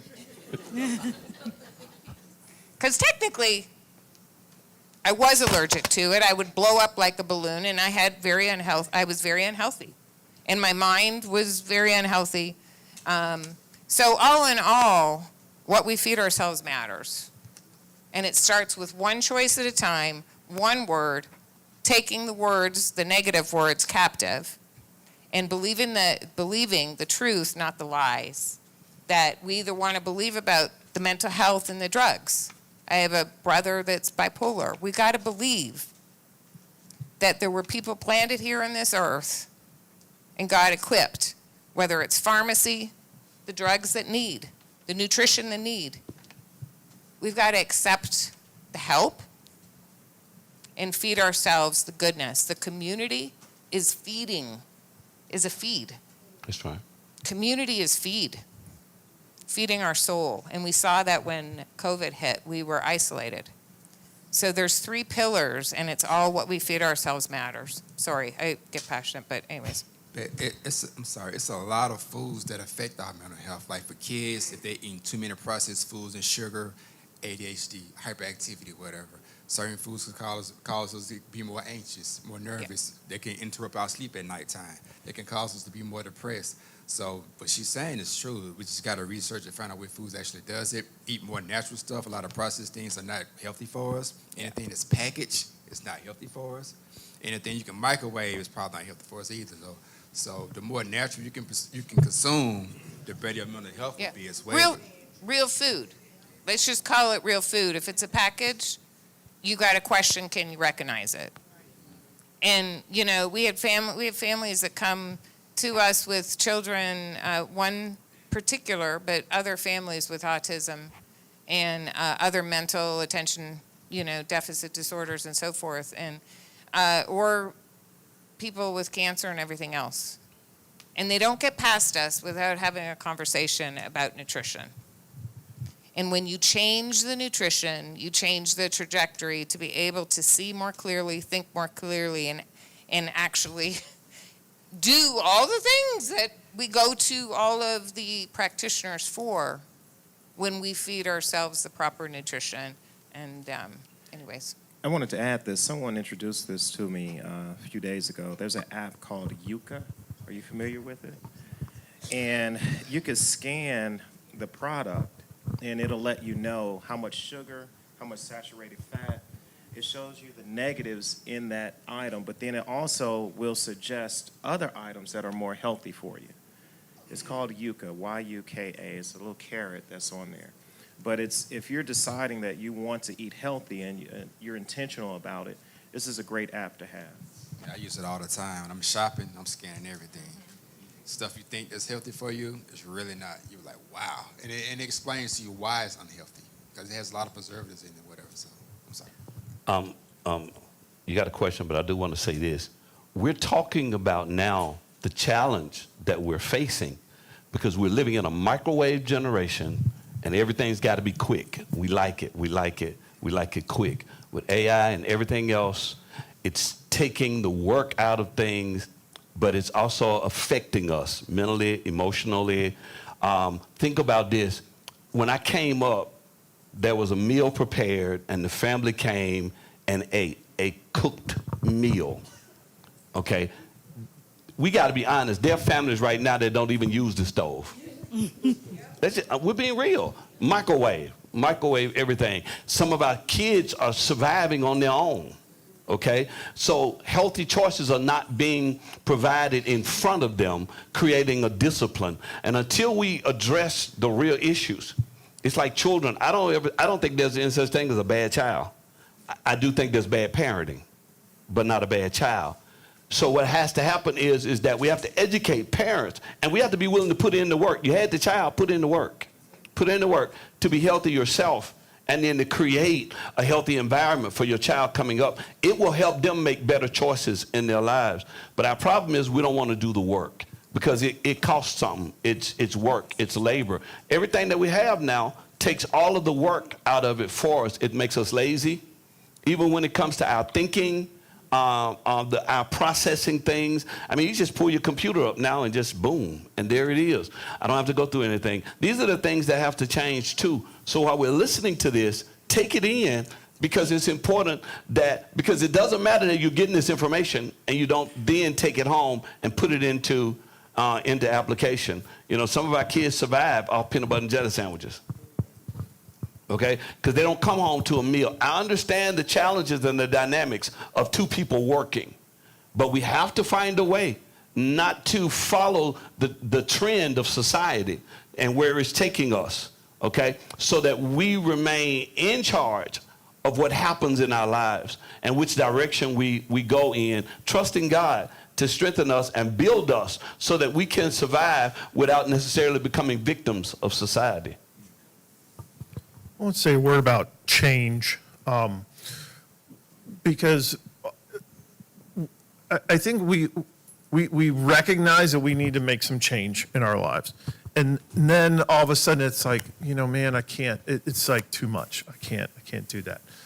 And little change over time equals big change. And so nobody has to go home today and throw out everything in their refrigerator and only eat salads the rest of their life. But maybe having a salad a week, or instead of having a soda, you have water. I love sweet tea.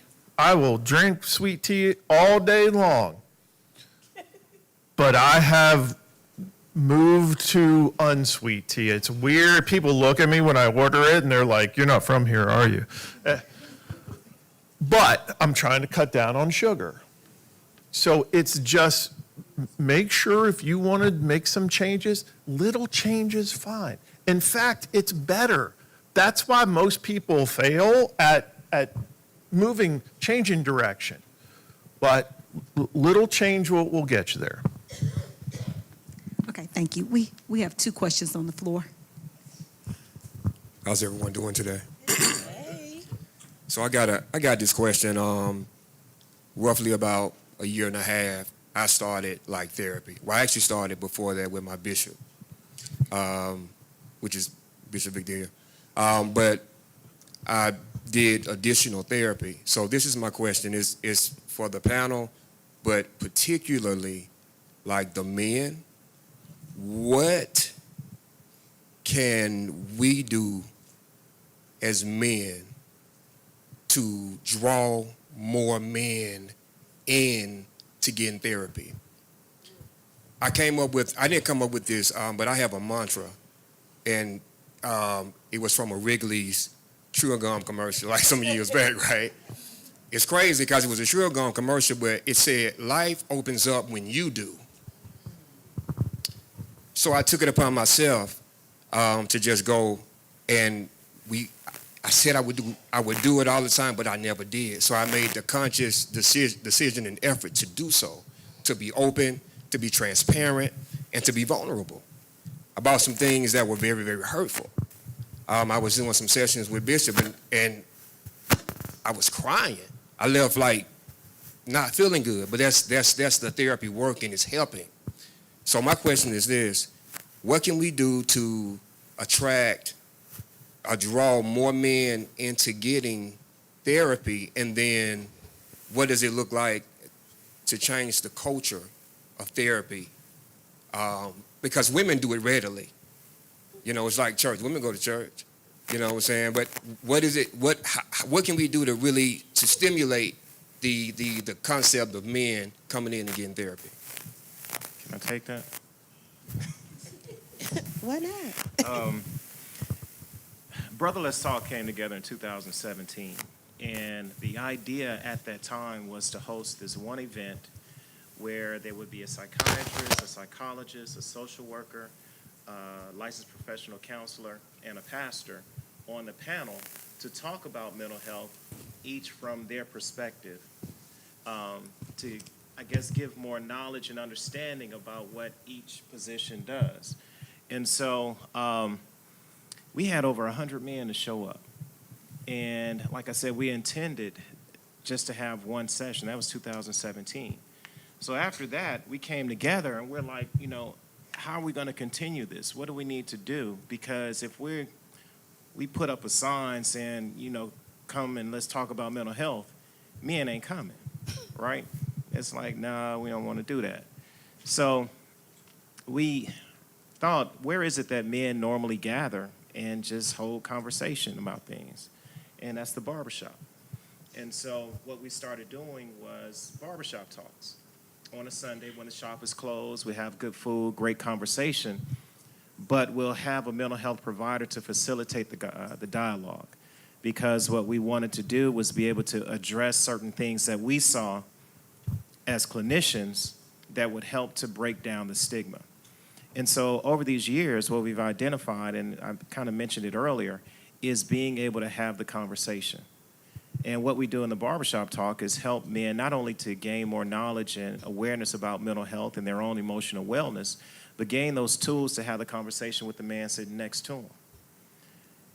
The reason Brother Let's Talk came together, I think it was Easter Sunday 2017, and some of you guys probably remember this. A gentleman by the name of Stevie Stevens went on Facebook Live and killed Robert Godwin. He put a gun to Robert Godwin's head and asked him, do you know, I forget his girlfriend's name, and he's like, no. You know, he had just finished dinner with his daughter on Sunday, Easter Sunday, and he pulled the trigger, killed him. Prior to that, Stevie Stevens was on the phone calling his friends and saying, you know, I'm about to go kill somebody. And they're like, whoa, what's going on? Let's talk about it. And he said, I'm tired of trying to talk to y'all because every time I come to you, y'all just blow it off. And y'all think I'm just playing. And I've just been, you know, going through this for so long. And so what we wanted to do was help men be able to identify and recognize, okay, this is a serious conversation we need to have. Brother, let's talk.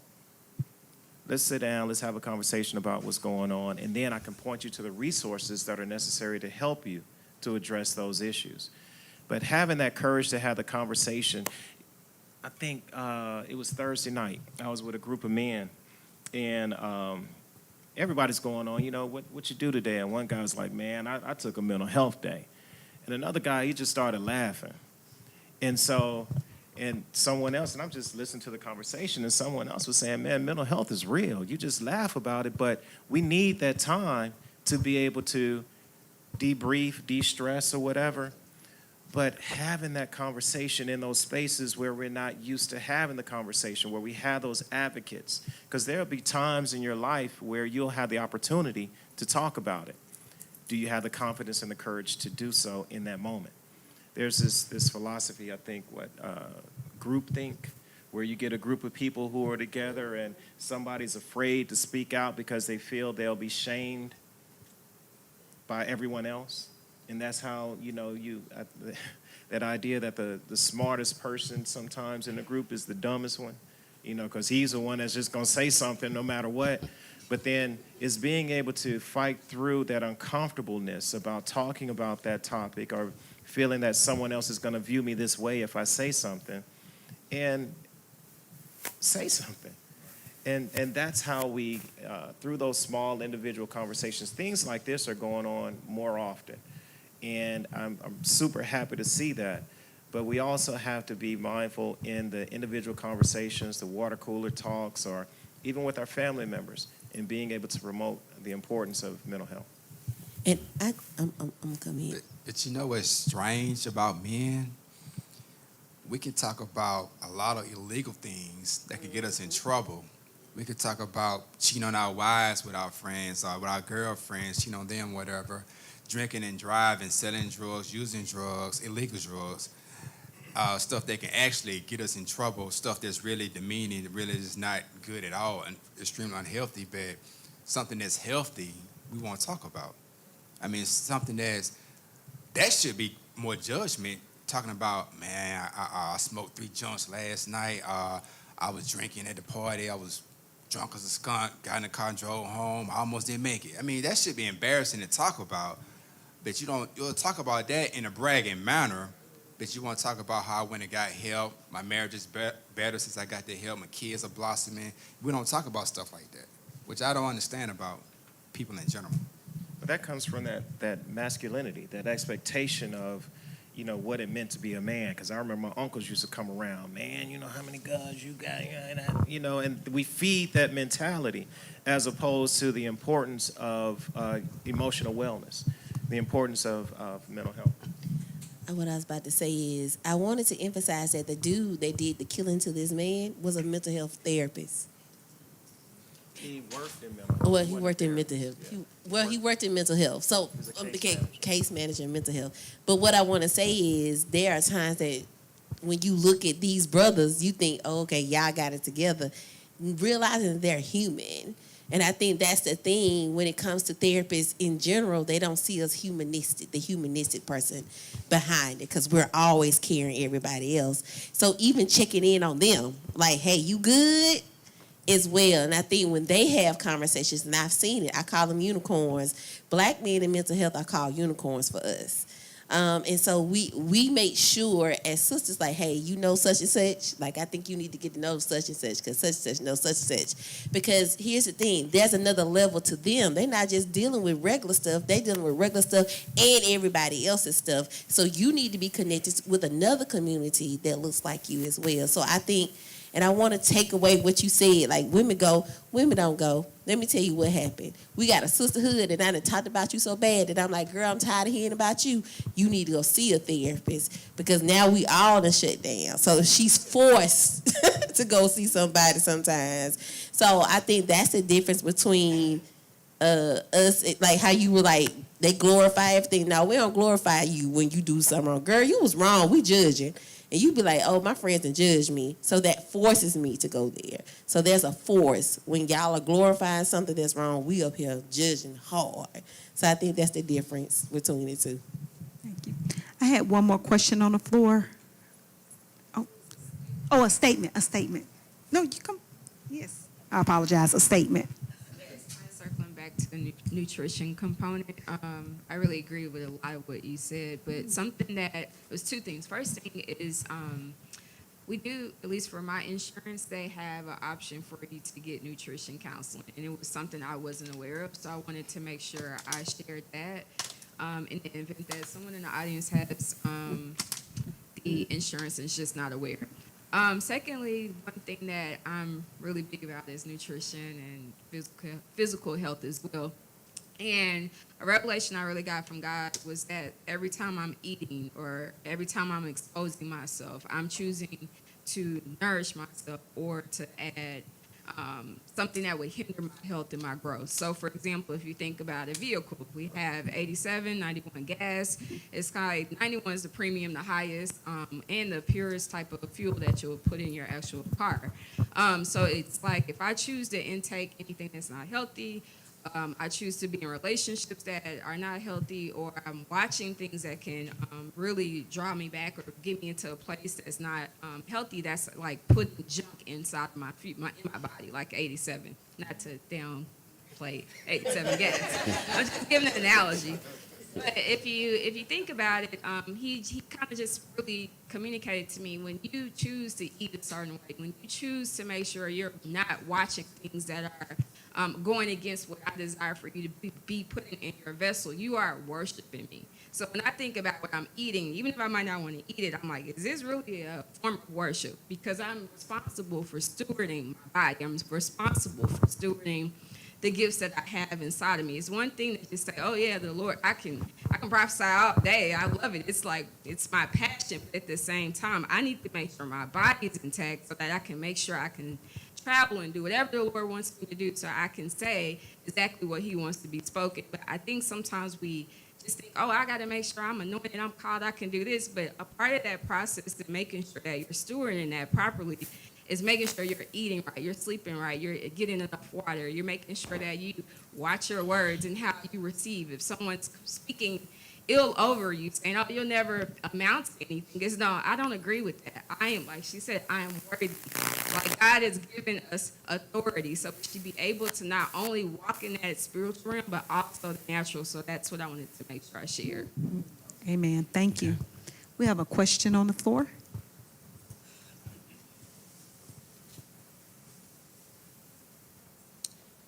My question is for whoever can answer this. How can an individual realize they're experiencing trauma? We talk about trauma and we think about it's supposed to be this, but how can a person actually realize it? And let me say this before you start talking.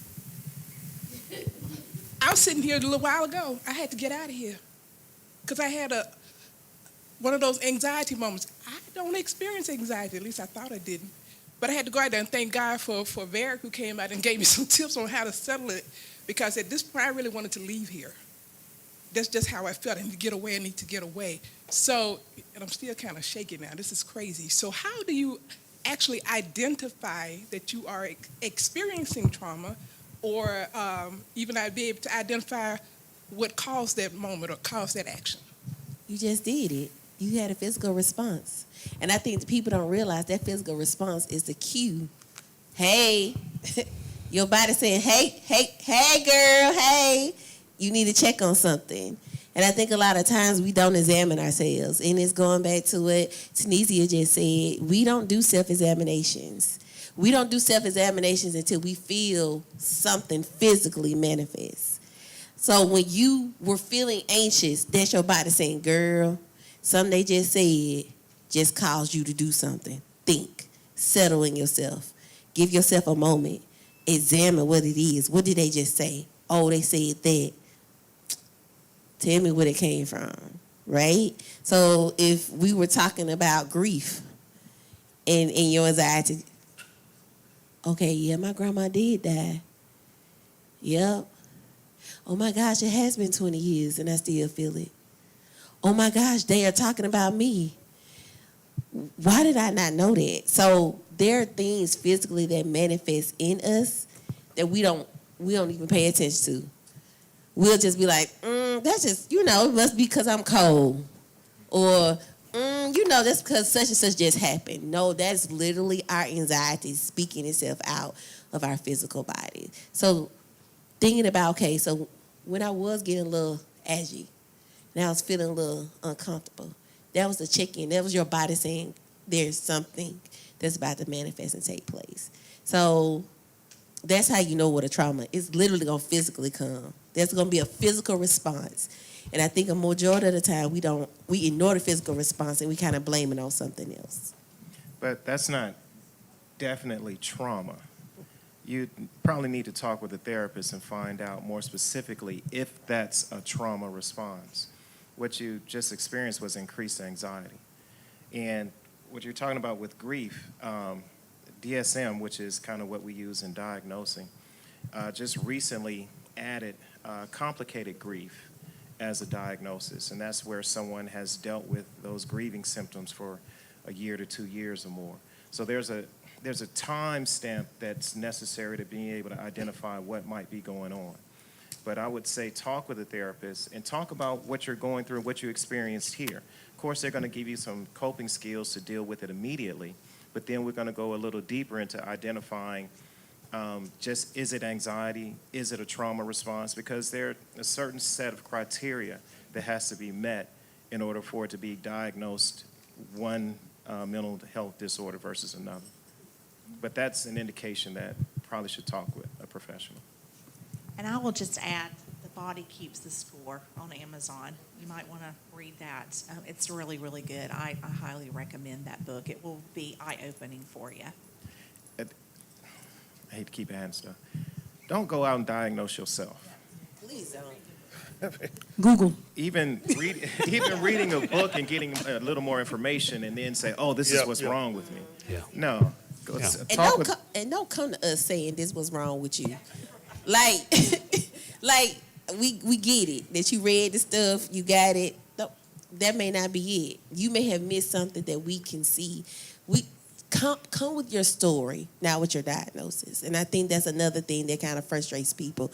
They want to come in with all the things they've done, their data gathering, and we like, oh, that's good. Now, no, but tell me for real what's wrong. Because you're giving me the data, you're not giving me your story. We like storytelling.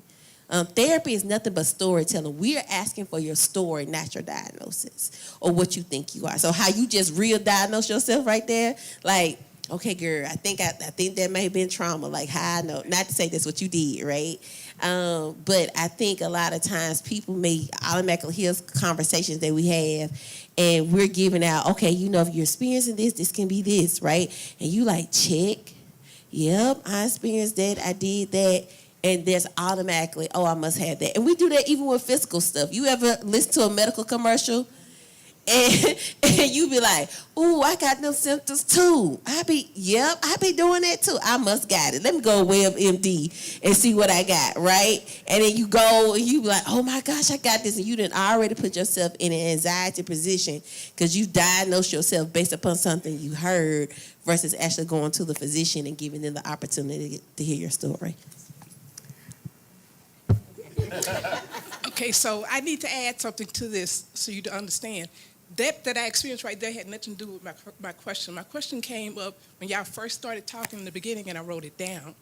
But as I sat there and went through the other sessions, I started feeling this, and that's how I had that physical reaction. So it was totally different. The reason why I asked about the trauma is because a couple of years ago, when I was living in North Carolina, I went to this session being healed of wounds and bruises and identifying PTSD. And going through the sessions and talking to the presenter, you know, I really realized I had PTSD, didn't know why. Why do I have PTSD? And it was being healed from it. So I went through the process, and I had been diagnosed with fibromyalgia. You know, the stress trigger point tendonitis always hurt all the time. And in that, after identifying that, we sat down, we identified some other stuff, and then we went through the healing process, you know, the being delivered process. And I got up the next morning for the second part of it, and actually, you know, getting prepared, I noticed I wasn't feeling the pain that I had been feeling, because when I say every day I would have fibromyalgia pain. That next day was the first day I did not have any pain at all. Not a trigger point, not anything. And I'm like, so what does this mean, you know? And I'm talking about they did prayer, laying on of hands, casting out all this other stuff, you know? And I believe that fibromyalgia part was healed based on the identification of the trauma. But we didn't finish it because we had to move here. And so I didn't get a chance to go to the next session to find out, you know, how do you get to the depths of it? So that's why I asked about the trauma. Maybe it's not a physical response. You know, what if it's not a physical response? Or maybe what if it's not a direct emotional response, but then you have trauma? Does that make sense? So, but you answered it. I need to seek help. And that is what I am presently in a counseling session. It is a mini session, but he just heard me because he's in this house that it's going to be more than one more session. Thank y'all. I thank y'all. I'm going to say this. Bishop is not equipped to be everything for everybody. So when you come to the altar, your altar call follow-up shouldn't be called Bishop. Okay, I know y'all quiet. Your altar call follow-up, especially if we see people frequently in the altar with the same situation, our altar call follow-up should be a therapist or a counselor. And a lot of times we abuse the altar like we abuse free counseling sessions.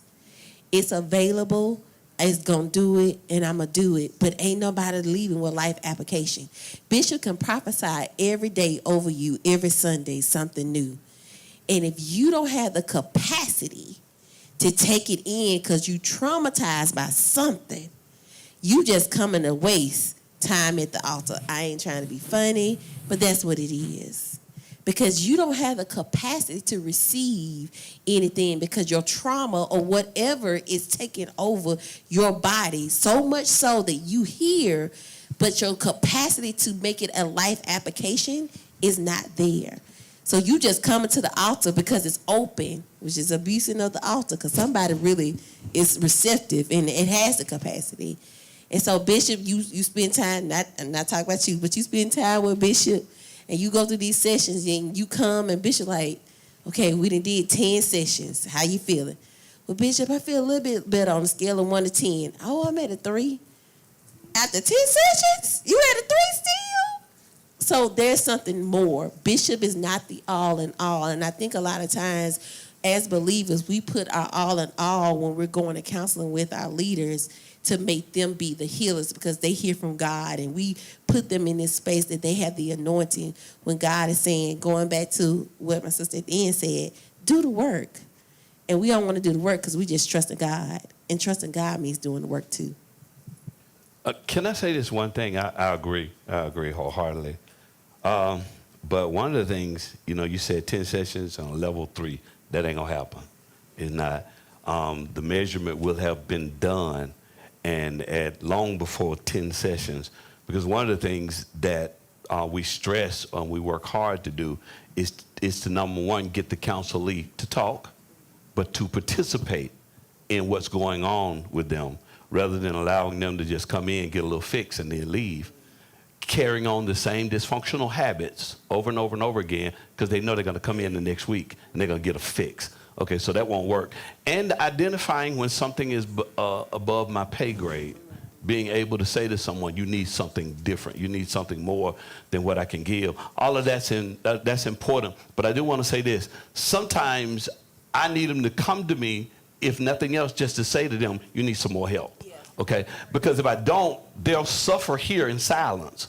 And it will have effects on fellowship. It will have effects on attitude, mindsets, responses, all these things. And we try to create new rules and guidelines to prevent things. But the truth of the matter is, some things can't be prevented as a result of a rule or a guideline. There needs to be some in-depth examination of what's going on, why it's going on, helping people understand, okay, this is where you are, because, we had a number of people to be certified as mental health coaches, which is like first responders. You come in, check out the situation, and then you determine, okay, we can put a Band-Aid on this, we can put some scripture on this, or, we can pray for you, or we need to sit down and have some conversations, and ultimately, or, like an ambulance driver, we need to take you to the hospital, okay? You need to go to someone else that can help you on a deeper level, okay? Someone that has the time, too, to spend that time,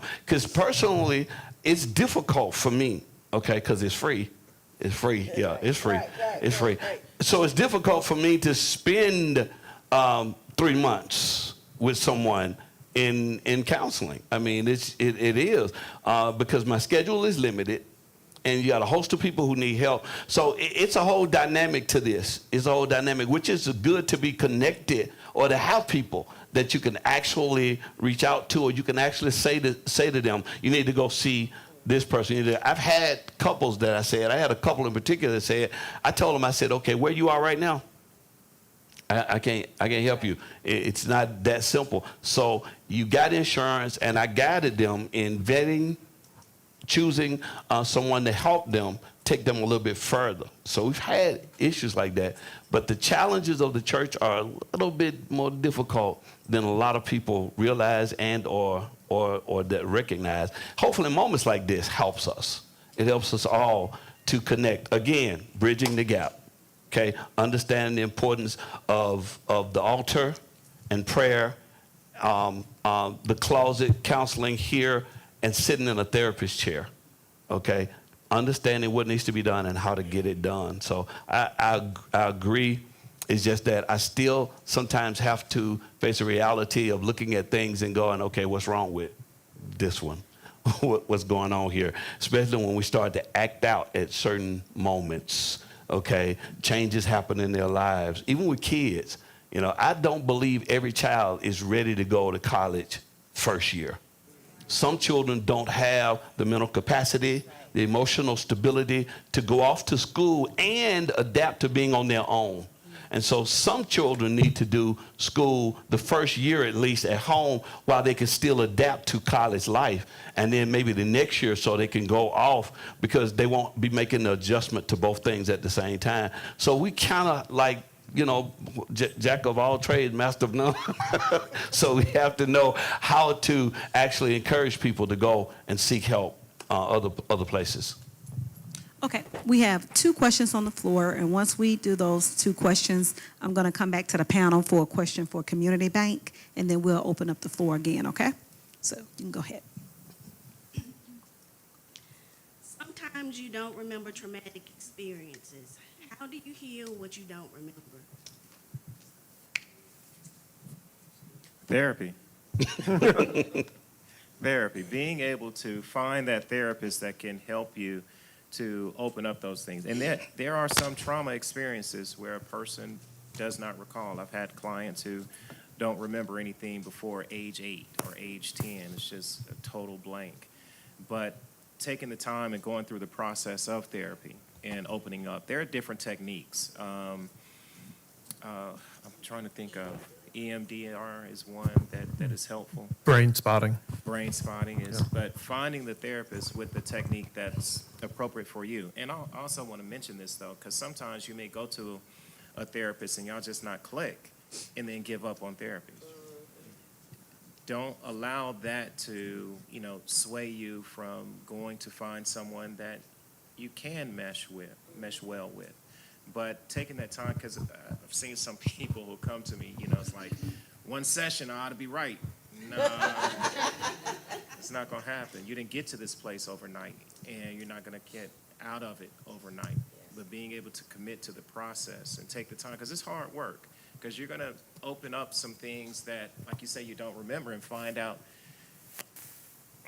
if the therapist is careful, he's going to try not to re-traumatize you in opening those wounds again and help you to, I guess, be able to address it in such a way from a different perspective and be able to manage what you're going through.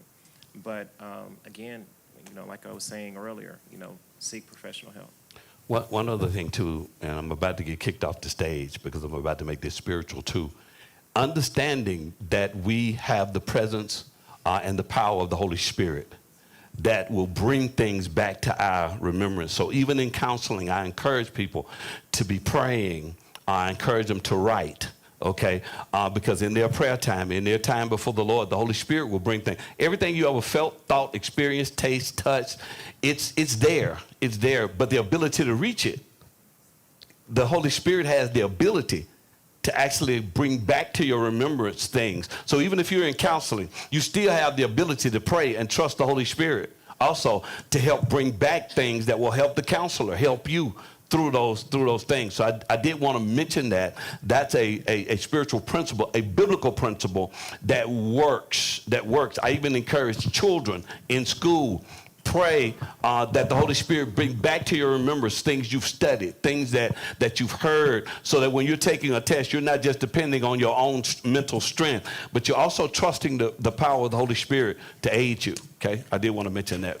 In counseling, and because I asked a colleague, how do you use faith in your therapy? Because we're discouraged from imposing our spiritual beliefs upon our clients, but I believe their faith, no matter what it is a coping skill, is a coping technique. Prayer, like my grandmother used to tell me, a sincere desire is like a prayer, being able to meditate on something and ask the Lord to provide that for you. So I'll ask the client to, how do they practice their faith? And how does their faith help them through their emotional or their spiritual battles? And being able to allow them to use it as a coping skill. I can't remember this, where I read it, but there was a statistic that said that people with a stronger spiritual foundation are less likely to commit suicide than those without. Yeah. And so being able to use that as a coping skill is something to help them to manage what they're feeling and what they're going through. And I want to say also that you don't have to remember the trauma. And in treating trauma, it's not, hey, I'm going to talk about, if you do remember it, that you're going to have to go and say, talk about all the times that your uncle sexually abused you and re-experience that. That's going to keep people from seeking help. The way that counseling addresses trauma is to change the story that you tell yourself as a result of the trauma. So if you have the message that you are a shattered, unworthy human because you were abused, we're not talking about the abuse. We're talking about putting the pieces back together and how you are a worthy child of God, capable of healing and capable and worthy of love.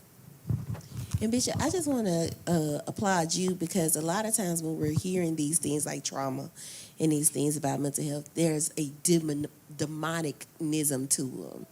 And so I'm grateful that you're not, and that's where church hurt comes from. where people have taken doctrine or scriptures, demonetized them towards the person who's having the mental health, and there's a hurt that comes from it. We call it church hurt because it's based upon where the placement of the hurt came from.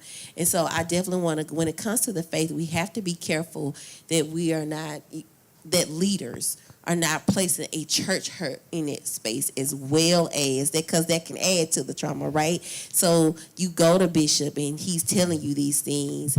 If he's not careful, he can traumatize the trauma in responding to it. And I think a lot of times that's what happens when it comes to that faith in mental health, and why there is a gap, because there's a gap of demonetizing, like, oh, you got bipolar, that's just another demon trying to get through. So let me tell y'all something. As a believer, there are times that I can say that I've been in a counseling session because I'm spiritual and heard the demon. So don't get it twisted. It's not that I've never experienced it, but I know how to address the person and not the demon externally. Does that make sense? And so therefore, I don't demonize the person just because I can hear the demon. Because of my spiritual ears, I'm still talking to the person. I'm still treating the person. Now, if that person says, oh, I know I live with a demon, that's a whole nother thing and a whole nother place and a whole nother time and a whole nother thing. And I've had that happen as well. So all those things have happened, but I want to make sure that you understand that when we're talking about faith and mental health, it is not us, and again, Bishop, I applaud you on this, us taking the demonicnism or the lack of spirituality.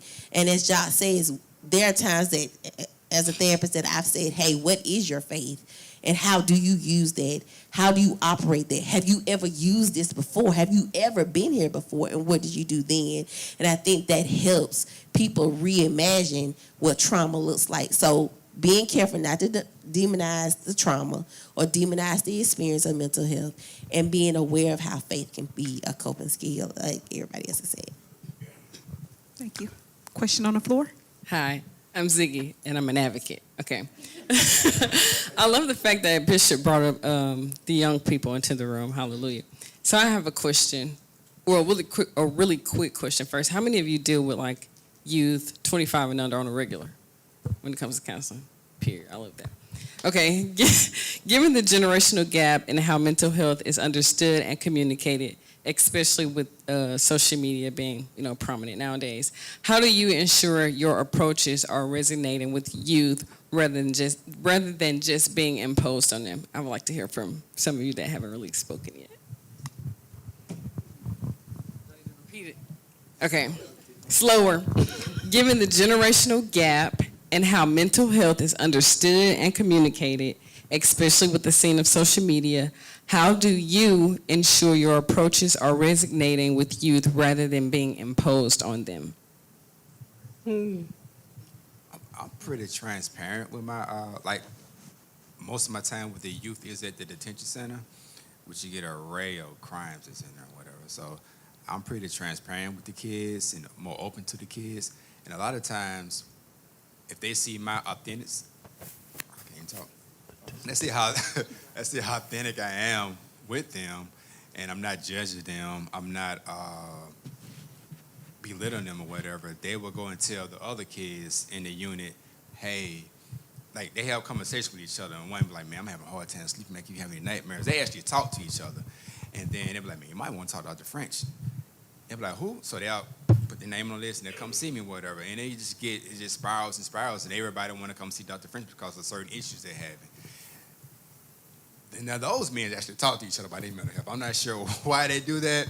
A lot of times they do want certain medications because they want to just numb the pain. They want to just sleep through whatever they're going through. But some are really having some issues, and a lot of the issues is dealing with trauma. It's dealing with there's things they experience or witness in the community. Not just the violence, but in the homes as well, because some of them don't eat until they come to the detention center. They don't have food at home, so they come here and they eat really well, and they repeat offenders just keep coming back. But I just being open and honest and just being yourself. I tell everybody I'm myself everywhere I go. I don't try to change with any crowd because I can't remember a lot. I don't want to remember who I was when I was around this person or whatever. So I just be myself all the time. So when the kids see me out at bowling alley or whatever, they know it's me. I'm just me all the time. So just being open, transparent, and authentic with those kids, that's how I get them. I'm not sure how anybody else reaches them. So for my 7 and under, we go to the playroom. They like to play. I like to play with them. So I meet them right where they are. They're on the floor, I'm on the floor. For my older kids up to about 17, we're going to play Uno. We're going to play Connect 4. We're going to talk about why we're playing these games, and that's the approach that I get. And they open up and they tell me a whole lot of stuff. And at Family Guidance Center, we just have a very diverse staff, and we have what I call my seasoned staff, but I also hire a lot of my interns, and so they're younger. And so we bridge the gap that way, but we also use the play therapy a lot as well, because I think, again, you meet them where you are. I actually teach a stress management class at Lawson State, and most of those individuals are 25 and under. And one of the things that I say to them is, I tell them, most of them that are in there, they're actually trying to get their GED or their high school diploma. And so when I'm talking with them, I say, okay, think about whatever this goal is. If your goal is the high school diploma, or the goal is the GED, you think about that's a huge goal. And so if you think about that goal as being like the sphere that you see at Walt Disney World right when you're walking in, or it could be an elephant, and I told you to eat that, you would think I was crazy. And you're like, what is this woman talking about? But think about that as your goal. Each day, when you eat a small amount of that, before long you have a section that's gone. And then before long there's another section, and then another section. And so if you think about that, so that's another thing. We just try to use these different approaches and talking with them, but again, doing a lot of listening. And then we also use social media. I'm sure many of you are using social media, so we also use social media. And the whole month of May was Mental Health Awareness Month, and so we've been wearing green the whole month, but we've also been doing little things like on Snapchat, TikTok, giving these little 2 to 3 minute just little tips for the day, and we have little stress balls that we've been giving out, things like that. So just trying to bridge the gap that way. And I think being realistic about where that young or emerging adult is in their life. I had a client a number of years ago that was, he had just admitted to our program, and he was 19 or 20 years old, and he was in the acute stages of opioid withdrawal. And it was like August, and this man was, he was perspiring, but he also had a blanket wrapped around him, and he was rocking back and forth. And he says to me, he goes, listen, the only reason I'm here is because I'm on probation, and as soon as I get off probation, I'm going to start using again. And I could have said to him, like, hey man, that's a terrible idea. Like, that's how you got on probation in the first place. And like, you can't use ever again. It's not good. But what I decided was, I said, well, okay, when is your court date to get off probation? And he said November. And I said, well, okay, can you commit to me to do your best and to be abstinent from substance use until your court date? And he said, yeah, I can do that. And I said, okay, let's start there. And to the best of my knowledge, that man is still sober to this day. But I gave him the space to recognize it. And like, you tell a young adult, like, you've got to be sober the rest of your life. They're like, what? I don't even know what the rest of my life, at almost 56 years old, I don't know what the rest of my life looks like. And so, yeah, just being realistic about, and again, it comes back to meeting them where they're at and recognizing that. So for us, our college students in particular, we have a sister support group. So we come up, bonnets and all. We be like, this y'all space, come up with your bonnets. Come, how you coming? Come with your authentic self, and we create community. I think that's the biggest thing. So our sister support meet us, and that's not led by me. that's led by somebody that looks like them, that's in their age range. And so they're over there. Y'all see them? They over there. My team is over there. So they lead those sister support meetups. And so most of the time they look like them. And so they're more open to be in that space. Okay. Now, I have 2 more questions. I'm sorry, Bishop, was you about to say something? No. I was going to say this, though. Sometimes we look at this thing as an age difference kind of thing. But the truth of the matter is they just need transparency, honesty, okay, and a listening ear. You got to listen to what they're saying. You got to pay attention. You don't talk until you listen first. Then it qualifies you or quantifies you to be able to listen to them. Not villainizing, but simply understanding what they're saying, what they're going through, and giving them tips and helpful suggestions of how to progress forward. Because eventually, if you spend time around them, they'll begin to pull on you for things.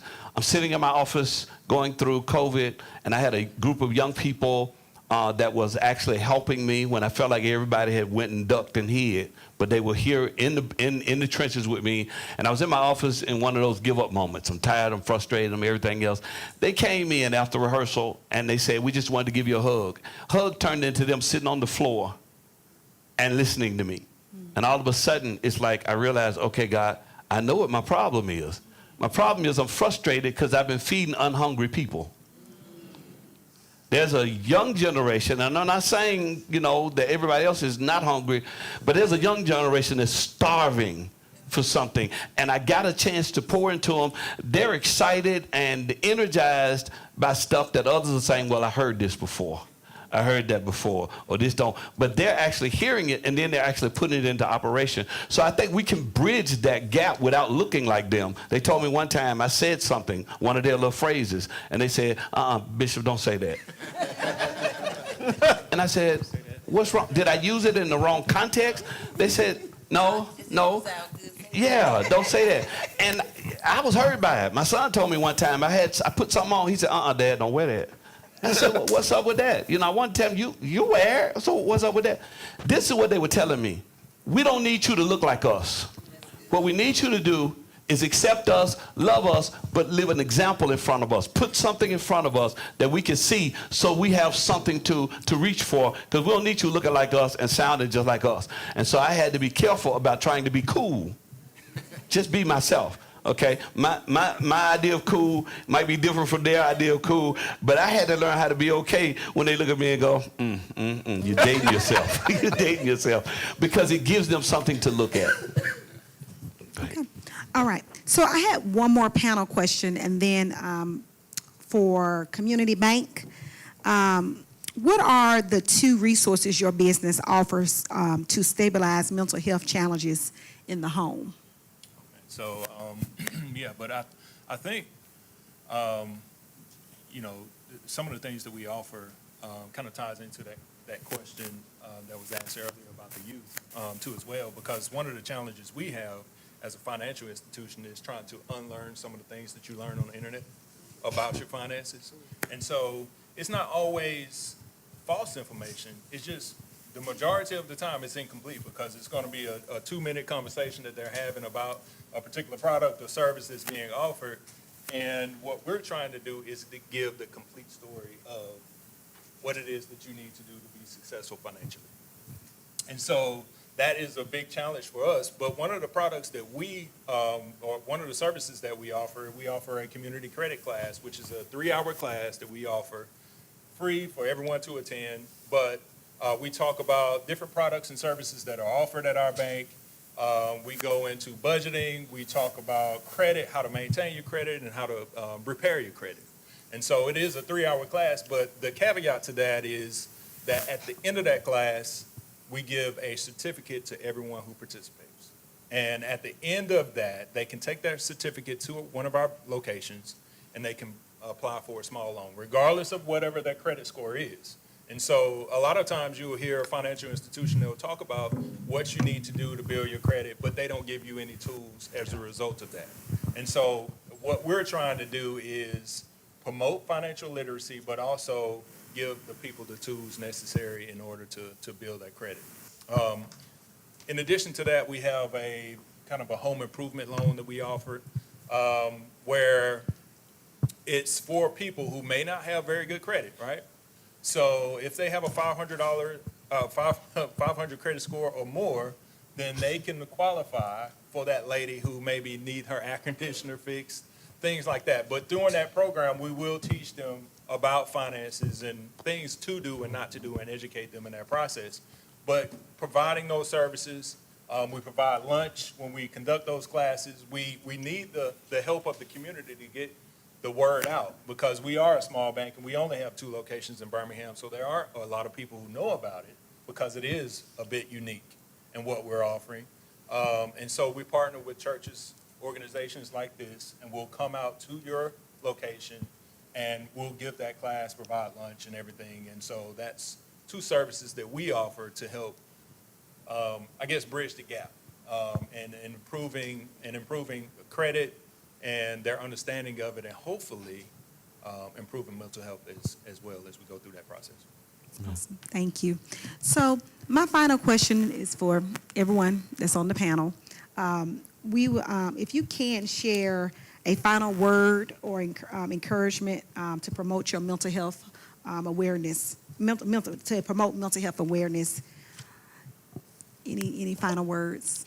I would say be honest with yourself, and it's okay and you're okay, and take a step.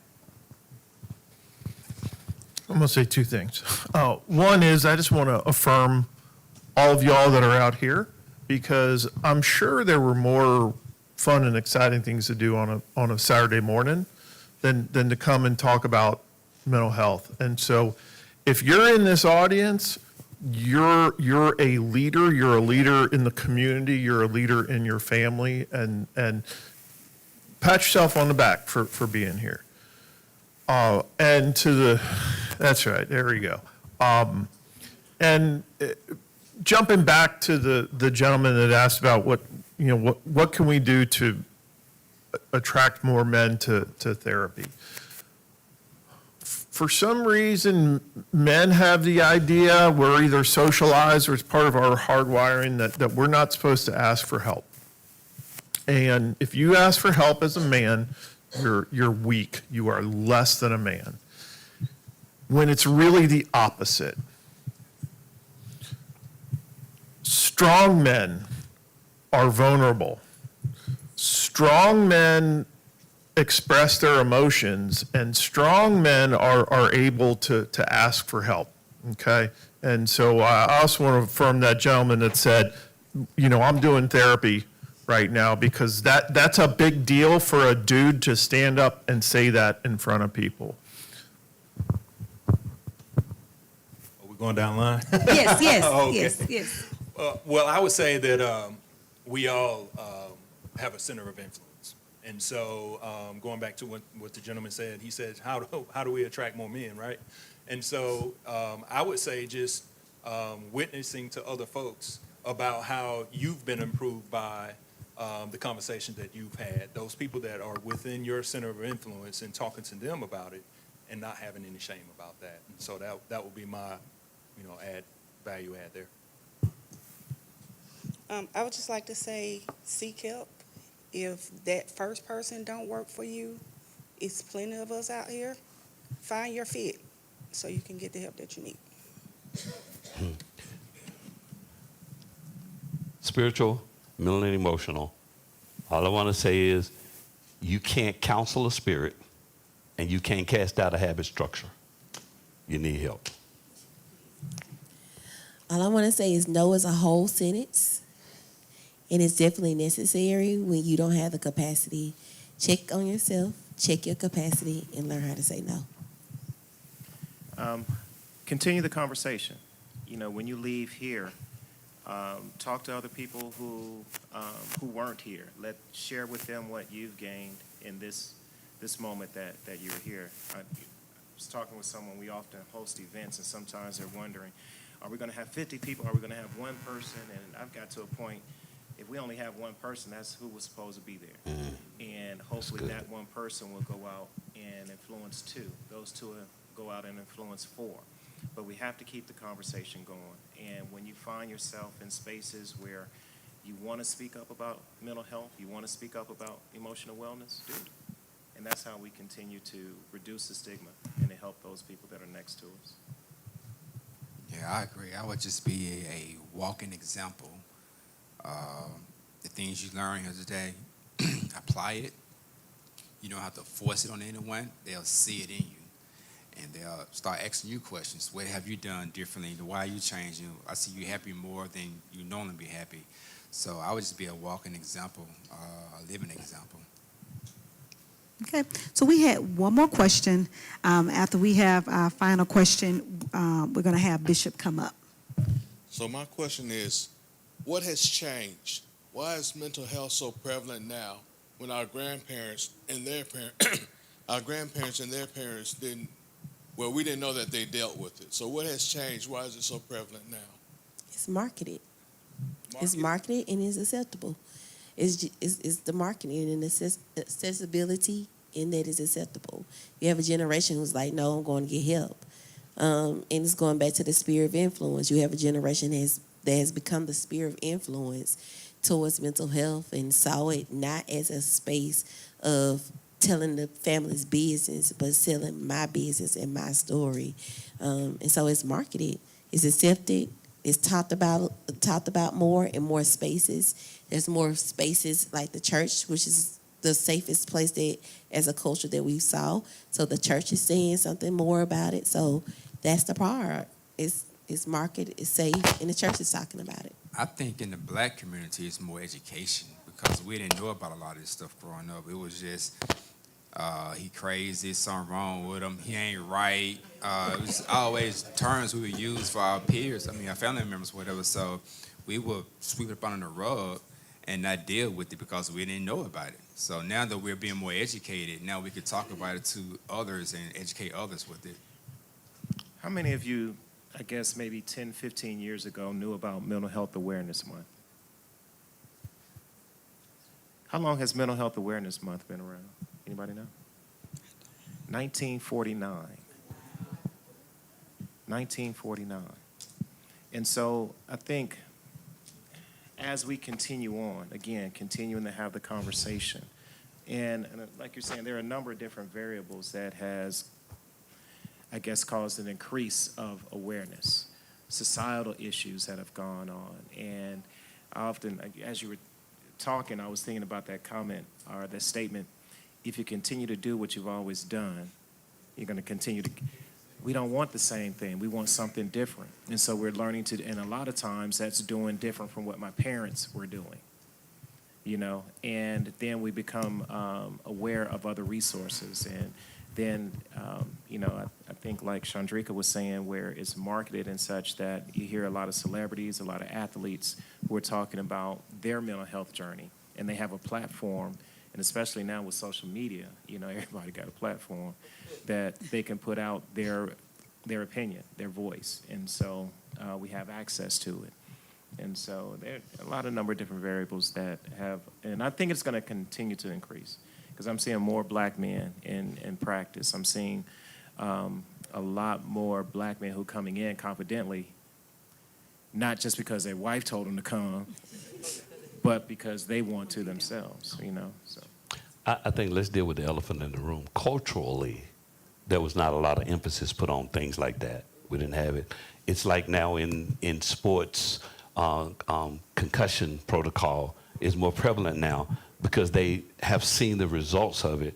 And so now, because I played a whole game playing football. I played the second, third, and fourth quarter. Don't remember a play. They just put me down the stairs and said, just do what you do because of a concussion. And so because of the marketing, because of the exposure, because of all of this, it's prevalent now. Okay, mental health has always been an issue. It's always been an issue. Our culture, we weren't exposed to a lot of things, and then we had a bad stereotypical image of what culture. If you did counseling, you were crazy, okay? Because we didn't know any better. Well, we know better now. We know better now, and that's what's happening. So greater education is a result of it too. And so it's like, but just I'm telling you, getting men though, and I hear what you said. getting men to accept this dynamic is more difficult than you could ever imagine, because we still feel like we're supposed to be the do-all, end-all, be-all mode. And so to deal with counseling, I have to accept that I'm not the all, do-all, be-all, okay? But I can become everything I'm supposed to be if I get the help and the assistance that I need. It was a great question, and the other piece to that is that the things that were helping our grandparents stay healthier have changed. And so our food has changed. The supports around us have changed. So our grandparents, like everybody went to church. There were community events. We got together as neighborhoods. Two-parent households, like, and I know, divorce was common, but it was less common. Those things have fallen away over my lifetime, and if these are things we can get back to, the importance of community involvement. Wave at your neighbor, say hi, those are the things that kept them healthier, or when they were starting to come unglued, their friends in the community, said, hey man, are you okay? Now we go, So that's why, and the other things that the panelists mentioned. Awesome. All right, Bishop Hill. All I want to say is thank you guys, all of you who have come to share knowledge and wisdom and understanding, and also participating or partnering with the church to bring awareness, to bring educational development. So I do want to say thank you for taking your time. It's not just their time, it's your time to come out. Amen. Amen. You should give them a hand. You should. Because in order for us to evolve into all that we read in the Bible that we should be, we're going to need not just the Word of God and the Holy Spirit, but we're also going to need others to partner with us, bringing us mental, emotional, and even physically, causing us to be more well-rounded and healthier. And so, again, I thank them for that. I thank you guys for coming out to learn more about mental health. And also, don't forget, and I'm going to get out of the way, but I think, you guys have tables. Yes. You need to go. You need to see what's available, see what's offered. Take advantage of that. It's going to help you. It's going to help me. Glory to God. So again, thank you, and I'm out. Okay, awesome. And that was my last thing I was going to say. I have to say thank you all so much for being here with us today. I feel better. Didn't even know I needed it. So I had a whole free session today, but don't worry. I have insurance, okay? So I'll pay.